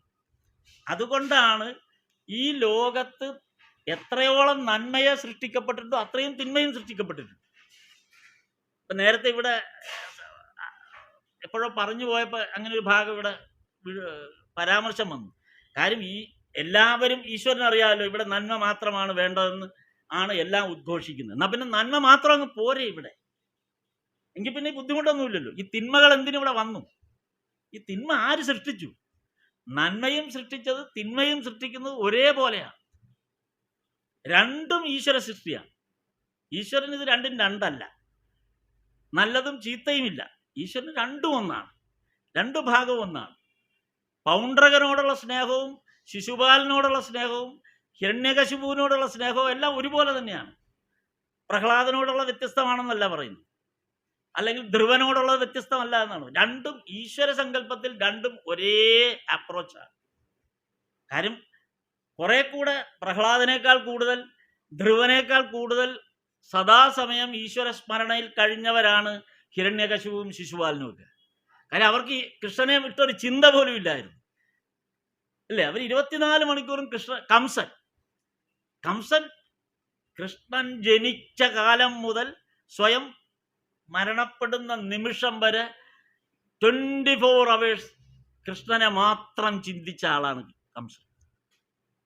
കംസനോളം മോക്ഷം വേറെ ആർക്കുണ്ട്? കഥാരൂപത്തിൽ വരുമ്പോൾ നമ്മൾ അമ്മാവൻ കാലിപ്പൊക്കി അടിച്ചു തത്തു എന്നൊക്കെ നമ്മൾ, അത് കഥ വേറെ. പക്ഷെ അതിൻ്റെ സത്യാവസ്ഥ എന്താണ്? 24 മണിക്കൂറും ഈശ്വരനെ മാത്രം ചിന്തിച്ച്, അത് ഭയത്തിൻ്റെ രൂപത്തിലായാലും സ്നേഹത്തിൻ്റെ രൂപത്തിലായാലും. ഭയത്തിൻ്റെ രൂപത്തിലായാലും എന്നെ സ്വീകരിക്കുന്നെങ്കിൽ അതും സ്വീകാര്യമാണ്, അതും ഭക്തിയുടെ ഭാഗം തന്നെയാണ്, ഈശ്വരനോടുള്ള സ്നേഹത്തിൻ്റെ ഭാഗം തന്നെയാണ്. അപ്പം ഇതിനകത്ത് നമ്മൾ ഈ ഈശ്വരനോടുള്ള നമ്മുടെ അപ്രോച്ചിനെ കുറിച്ച് നമുക്ക് സംശയം ഉണ്ടാകേണ്ട കാര്യമേ ഇല്ല. നമ്മുടെ ഏത് പ്രവൃത്തിയും ഈശ്വരന് സ്വീകാര്യമാണ്. പക്ഷെ അത് ഈശ്വരനാണ് എന്നുള്ള ചിന്ത നമുക്കുണ്ടാവണമെന്ന് മാത്രം, ഈശ്വരന് വേണ്ടിയാണ് എന്നുള്ള ചിന്ത മാത്രം. രംഗനാഥൻ സ്വാമി അദ്ദേഹത്തിൻ്റെ ഒരു പ്രഭാഷണത്തിൽ പറഞ്ഞതാണ്, അദ്ദേഹം ആധ്യാത്മികതയൊന്നും പഠിച്ചിട്ടല്ല സന്യാസം സ്വീകരിക്കാനായിട്ട് ചെല്ലുന്നത്. പക്ഷെ അവിടെ ചെല്ലുമ്പോൾ ഒരു സമയം പോക്കിന് വേണ്ടിയിട്ട്, അതായത് അടുക്കളയിലാണ് ആദ്യത്തെ ജോലി കിട്ടുന്നത്, അരി വേവിക്കുന്നതാണ്. ഈ അരിയുടെ വേവിൻ്റെ സമയം അറിയാൻ സമയമില്ല, വാച്ചില്ല കയ്യിൽ. പിന്നെ അറിയാൻ എന്താണ് മാർഗം? ഭഗവത്ഗീതയിലെ ഇത്ര ശ്ലോകം കഴിയുമ്പോൾ അരി വേവും. അപ്പോൾ അതൊരു കണക്കാക്കി എടുത്തു. അപ്പോൾ ഭഗവത്ഗീത അവിടെ അപ്പുറത്ത് ഭഗവത്ഗീത പഠിപ്പിച്ചുകൊണ്ടിരിക്കുക. അവിടെ അവിടെ രംഗനാഥ സ്വാമി, ശങ്കരൻ അവിടെ പോയിട്ടില്ല, ശങ്കരൻ അവിടെ പഠിപ്പിക്കുന്നിടത്തില്ല, ശങ്കരൻ അടുക്കളയിലാണ് നോക്കുന്നത്. പക്ഷെ ഇവിടെ ഇരുന്നു കൊണ്ട് ഭഗവത്ഗീത അവിടെ പഠിപ്പിക്കുന്ന, ഇത് കൃത്യസമയത്താണ് ക്ലാസ് നടക്കുന്നത്. ഈ അരി കലത്തിലിടുമ്പോഴാണ് അവിടെ ക്ലാസ് നടക്കുന്നത്. അപ്പോൾ ഭഗവത്ഗീതയിലെ ഇത്രാമത്തെ അധ്യായം വരുമ്പോൾ പൊക്കി നോക്കിയാൽ മതി, ചോറ് തൊട്ടാൽ കറക്റ്റാണ്. അപ്പോൾ ആ അരിയുടെ ഒരു മഹത്വം എത്രയായിരിക്കും, ആ ചോറിൻ്റെ മഹത്വം, അത് കഴിക്കുന്നവരുടെ മഹത്വം എത്രയാണ്. കാര്യം ഭഗവത്ഗീതയായിട്ട് കണക്ട് ചെയ്തിട്ടാണ് ചോറുണ്ടാക്കിയിരിക്കുന്നത്. അപ്പം നമ്മൾ ഈ ചെയ്യുന്ന നമ്മുടെ എല്ലാ പ്രവൃത്തികളും അങ്ങനെ കണക്കാക്കിയാൽ മതി. ഈശ്വരനോടുള്ള ഒരു കണക്ഷനിലേക്ക് നമ്മളെല്ലാം കൊണ്ടുവന്നാൽ തന്നെ വേറെ പിന്നെ ഒന്നും ചെയ്യേണ്ട കാര്യമില്ല. ഒരു അരി വേവിക്കാൻ പോലും ഈശ്വരനുമായിട്ട് കണക്ട് ചെയ്യുക. അപ്പോൾ പിന്നെ നമ്മുടെ ഓരോ പ്രവൃത്തി, നമ്മളൊരു നല്ല വസ്ത്രം ധരിക്കുന്നതിന് വേണ്ടിയിട്ട്, അപ്പോൾ ഈശ്വരന് വേണ്ടി നമ്മൾ നല്ല വസ്ത്രം ധരിക്കും എന്ന് നമ്മൾ സങ്കല്പിക്കുകയാണ്. അപ്പം നമുക്ക് എപ്പോഴും നല്ല വസ്ത്രം ധരിച്ചൂടെ? ഈ മോശം വസ്ത്രം എന്തിനാണ് ധരിക്കുന്നത്? നമ്മൾ നല്ല വസ്ത്രം ഇങ്ങനെ മടക്കി അകത്ത് വെച്ചിട്ട് വല്ല കാര്യമുണ്ടോ? ചിലർ പറയില്ല, ഞാൻ മരിക്കുമ്പോൾ ആ നല്ല പട്ടെടുത്ത് തന്നെ ഒന്ന് പുതപ്പിച്ചേക്കാൻ ആരോ എഴുതി വെച്ചിട്ട് പോയ പോലെയാണ്. അല്ലെ, അങ്ങനെ ചിലർ ചെയ്യും. ജീവിതകാലത്ത് ഉടുത്തിട്ടില്ല, കാര്യം എപ്പോഴെങ്കിലും നല്ലൊരു അവസരത്തിൽ ഉടുക്കാം, അല്ലെങ്കിൽ വളരെ അപൂർവം സമയത്ത് ഉടുക്കാമെന്ന് പറയുന്ന ഒരു നല്ല മുണ്ടോ അല്ലെങ്കിൽ നല്ല സാരിയോ അവിടെ ഇരിപ്പുണ്ടാവും. ഒരു കാലത്ത് നമ്മൾ തൃപ്തിയോളം നമ്മൾ ഉടുത്തിട്ടില്ല. അവസാനം മക്കളെല്ലാം കൂടെ തീരുമാനിക്കുകയാണ്, അമ്മയുടെ വലിയ ആഗ്രഹമായിരുന്നു അവസാന കാലം ആ പട്ടെടുത്ത് ഇതാവുന്നത്, കാര്യം അത് കത്തിപ്പോയാലും കുഴപ്പമൊന്നുമില്ല, പിന്നെ അത് വെച്ചോണ്ടിരിക്കേണ്ട ആവശ്യമില്ലല്ലോ എന്നാണ് മറ്റുള്ളവർ ചിന്തിക്കുന്നത്. ഈ തരത്തിലാണ് നമ്മൾ നമ്മുടെ ഓരോ പ്രവൃത്തിയും ഈശ്വരനുമായിട്ട് കണക്ട് ചെയ്താൽ മതി. നല്ല വസ്ത്രം ധരിക്കുന്നതിന്, നല്ല ഭക്ഷണം തയ്യാറാക്കുന്നതിന്, ഓരോ ദിവസവും നമ്മൾ ഈശ്വരന് വേണ്ടി ഭക്ഷണം തയ്യാറാക്കും. ഭഗവാൻ ശ്രീകൃഷ്ണൻ നമ്മുടെ വീട്ടിൽ ഇന്ന് ഊണ് കഴിക്കാനുണ്ട് എന്നുള്ളൊരു ധാരണ ഉണ്ടെങ്കിൽ ആ ഭക്ഷണം എത്രയും മനോഹരമായിരിക്കും, എത്രയും സ്വാദിഷ്ടമായി തീരും. നമുക്ക് പലരും പ്രായമായി കഴിയുമ്പോൾ, പ്രായമായ രണ്ടുപേര് വീട്ടിൽ ഉള്ളപ്പോൾ ചിന്തിക്കുന്ന കോമൺ ചിന്ത എന്താണ്? ഓ, ഞങ്ങളാകെ 2 പേരേ ഉള്ളൂ, ഞങ്ങൾക്ക് ആഹാരമൊന്നും വേണ്ട, അപ്പോൾ എന്തെങ്കിലുമൊക്കെ മതി. അപ്പോൾ അങ്ങനെ നമ്മൾ നമ്മുടെ ഭക്ഷണത്തെ പരിമിതപ്പെടുത്തുകയാണ്. കാര്യം നമുക്ക് വേണ്ട. നമ്മളോടൊപ്പം ഒരു അതിഥി അവിടെ വരാൻ തയ്യാറാണ് എന്നുണ്ടെങ്കിൽ നമ്മൾ എന്തായിരിക്കും അപ്പം ചെയ്യുക? സ്വാദിഷ്ടമായൊരു ഭക്ഷണം തയ്യാറാക്കും. അപ്പോൾ എന്ന് പറഞ്ഞ പോലെ നമ്മളോടൊപ്പം ഈശ്വരനുണ്ട് എന്ന നമ്മുടെ ഒരു ധാരണയുണ്ടെങ്കിൽ നമ്മൾ ജീവിതത്തിൽ ഒന്നും പരിമിതപ്പെടുത്തേണ്ടി വരില്ല. പരിമിതപ്പെടുത്താതെ നമുക്ക് ജീവിക്കാൻ പറ്റും. അപ്പോൾ എത്രയോ സന്തോഷകരമായി തീരും, അത്രയും ആനന്ദം നമുക്ക് കിട്ടിക്കൊണ്ടിരിക്കും. നമ്മൾ തന്നെയാണ് നമ്മുടെ സന്തോഷങ്ങളെ പരിമിതപ്പെടുത്തിക്കൊണ്ടിരിക്കുന്നത്. ഇതാണ് ഭഗവാൻ ഇവിടെ ഈ ഭാഗത്ത് പറഞ്ഞു വന്നത്, ഈ ഭക്തിയുടെ ഒരു ഭാഗം. സമയം എത്രയോ 1 ആയില്ലേ? അപ്പം നമുക്ക് ഇത്തവണ ഇതിവിടെ വെച്ച് അവസാനിപ്പിക്കുക. ഏതായാലും ഒരു അവസാന ഭാഗം എത്തണമല്ലോ അല്ലേ? അവസാനം വരുമ്പോൾ ആ ഭാഗത്തിൻ്റെ ഒരു പ്രധാന ഭാഗം കൂടെ പറഞ്ഞ് നമുക്ക് അവസാനിപ്പിക്കാം. അതെ, അപ്പോൾ ഭഗവാൻ ഈ ഭക്തിയുടെ ഒരു വിശദീകരണം ഭക്തന്മാർക്ക് കൊടുത്തു കഴിഞ്ഞപ്പോൾ പറഞ്ഞത്, ശ്രീരാമകൃഷ്ണദേവൻ്റെ ഭഗവാൻ പറഞ്ഞ ഒരു കാര്യം, നമ്മളെ സംബന്ധിച്ചിടത്തോളം ഈ കാമനയിൽ നിന്ന് നമുക്ക് മോചനമില്ല. അതായത് നമ്മുടെ ഒരു ആഗ്രഹങ്ങളിൽ നിന്ന്, ഈ ആഗ്രഹങ്ങളിൽ നിന്ന് നമുക്ക് മോചനമില്ലാത്തത് കൊണ്ട് ആഗ്രഹത്തെ ഭക്തിയാക്കി മാറ്റാൻ പറ്റും. എങ്ങനെ നമുക്കൊരു ഭക്തിയെ രൂപപ്പെടുത്താം എന്നുള്ളതിന് ഭഗവാൻ എളുപ്പം ഒരു വഴി പറഞ്ഞു കൊടുത്തുകൊണ്ടാണ് ഈ സംഭാഷണം, ഇവിടെ നടക്കുന്ന ഈ ഒരു സംഭാഷണം, ഭഗവാന്റെ ആ സംഭാഷണം അവസാനിപ്പിക്കുന്നത്. നമ്മൾ ഒരു ഭക്തി ഉണ്ടാകാൻ എന്ത് ചെയ്യണം എന്നുള്ള ചോദ്യമായിരുന്നു ഭക്തന്മാർ ചോദിച്ചത്. അപ്പോൾ ഭക്തി ഉണ്ടാകണമെങ്കിൽ നാരായണീയം മുഴുവൻ കാണാതെ പഠിക്കണോ? അല്ലെങ്കിൽ ഭഗവത്ഗീത കാണാതെ പഠിച്ചു ചൊല്ലണോ? വിഷ്ണു സഹസ്രനാമം എല്ലാ ദിവസവും രാവിലെയും അല്ലെങ്കിൽ ദേവീ സഹസ്രനാമം വൈകിട്ടും നമുക്ക് എല്ലാ ദിവസവും ചൊല്ലണം? ഇതൊക്കെ കാണാതെ പഠിക്കേണ്ടി വരുമോ? അപ്പം വലിയൊരു ശ്രമത്തിൻ്റെ ഭാഗമായിട്ടാണ് ഈ ഭക്തിയെ നമ്മളവിടെ കൊണ്ടുവരുന്നത്. അപ്പം അത് നമ്മളെ സംബന്ധിച്ച് നമ്മൾ അതിൽ പരാജയപ്പെടുകയും ചെയ്യും. കാരണം ഇതെല്ലാം കാണാതെ പഠിക്കാനും ഈ അർച്ചനകളും ഈ നമ്മൾ സ്വയം വീട്ടിൽ ചെയ്യാൻ ഉദ്ദേശിക്കുന്ന തരത്തിലുള്ള സാധനങ്ങളും എല്ലാം കൃത്യമായി കൊണ്ടു നടക്കാൻ നമുക്ക് വലിയ ബുദ്ധിമുട്ട് വരും. ഇത് മുടക്കം വരും. വിഷ്ണു സഹസ്രനാമം ദിവസവും രാവിലെ ചൊല്ലുന്നു, അല്ലെങ്കിൽ വൈകിട്ട് ചൊല്ലുന്നു, ഭഗവത്ഗീത എല്ലാ ദിവസവും ഇത്ര അധ്യായം വെച്ച് ചൊല്ലുന്നു, ഇതൊക്കെ തീരുമാനമെടുത്ത് ഇതിനെയാണ് നമ്മൾ ഭക്തിയായിട്ട് രൂപപ്പെടുത്തിയിരിക്കുകയാണ്. ഈ ഒരു ഈ ഒരു ഒരു ഒരു പ്രവർത്തനത്തെ നമ്മൾ ഭക്തിയായിട്ട് രൂപപ്പെടുത്തിയിരിക്കുകയാണ്. പക്ഷെ നമ്മൾ മനുഷ്യരായതുകൊണ്ട് നമുക്കിത് കണ്ടിന്യൂ ചെയ്യാൻ പറ്റില്ല. ഇതെവിടെയെങ്കിലും വെച്ച് നമുക്കിത് നിർത്തേണ്ടി വരും, അല്ലെങ്കിൽ അത് വേണ്ട രീതിയിൽ കണ്ടിന്യൂ ചെയ്യാൻ പറ്റില്ല. അപ്പോൾ അതിന് ഭഗവാൻ പറഞ്ഞു കൊടുത്ത ഒരു വഴിയാണ് നമ്മുടെ ആഗ്രഹങ്ങൾ എന്തോ ആയിക്കോട്ടെ, നമ്മുടെ ആഗ്രഹങ്ങൾക്ക് നമുക്ക് തടസ്സമില്ല. ഏറ്റവും എളുപ്പമുള്ളത് നമ്മുടെ ആഗ്രഹങ്ങളെ നമ്മൾ എങ്ങനെ സ്വീകരിക്കുന്നു എന്നുള്ളതാണ്. നമ്മുടെ ആഗ്രഹങ്ങൾക്ക് ഒരു കാലത്തും തടസ്സമില്ല. അതിനെന്ത് പ്രശ്നങ്ങൾ വന്നാലും നമ്മൾ ആഗ്രഹത്തിൻ്റെ പിന്നാലെ പോകുന്നവരാണ് നമ്മളെല്ലാ മനുഷ്യരും. അതുകൊണ്ട് ഈ ആഗ്രഹത്തെ ഭക്തിയാക്കി മാറ്റുക, ഏത് ആഗ്രഹത്തെയും ഭക്തിയാക്കി മാറ്റുക. എന്താഗ്രഹമായിക്കോട്ടെ, നമ്മുടെ ഏത് ആഗ്രഹം വന്നാലും ഈ ആഗ്രഹത്തെ ആഗ്രഹമില്ലാത്ത മനുഷ്യരാരുമില്ല. നമ്മുടെ മരണാസന്നനാകുന്നത് വരെയും മരിച്ചാലും നമ്മുടെ ആഗ്രഹം പോകില്ല. ആഗ്രഹമില്ലാത്ത ഒരാൾ പോലും ഭൂമിയിൽ ജീവിച്ചിരിക്കില്ല. ആഗ്രഹം ഇല്ലാതാകുക എന്ന് വെച്ചാൽ അതോടെ നമ്മൾ മരണപ്പെട്ടു എന്നാണ് അതിൻ്റെ അർത്ഥം. അല്ലെങ്കിൽ നമുക്ക് സ്വബോധം നഷ്ടപ്പെടുമ്പോഴാണ് ആഗ്രഹങ്ങൾ ഇല്ലാതാകുക. അതുവരെയും നമുക്ക് ആഗ്രഹങ്ങൾ ഉണ്ടാകും. അപ്പം ഈ ആഗ്രഹത്തെ, ഏതാഗ്രഹമായിക്കോട്ടെ, ഏതാഗ്രഹത്തെയും ഭക്തിയായിട്ട് അങ്ങ് മാറ്റുക, ഈശ്വരന് വേണ്ടിയുള്ള ആഗ്രഹമാക്കി അങ്ങ് മാറ്റുക. അതിൽ നമ്മൾ വിജയിക്കുന്നുള്ള 100% ഉറപ്പാണെന്ന് പറഞ്ഞുകൊണ്ടാണ് ശ്രീരാമകൃഷ്ണദേവൻ ഈ ഭാഗം ഇവിടെ അവസാനിക്കും. അപ്പം നമുക്കിന്ന് ഇതിവിടെ നിർത്താം. ബാക്കി നമുക്ക് അടുത്ത ദിവസം കണ്ടിന്യൂ ചെയ്യാം. സ്ഥാപകായ ച ധർമ്മസ്യ സർവധർമ്മസ്വരൂപിണേ അവതാരവരിഷ്ഠായ രാമകൃഷ്ണായ തേ നമഃ.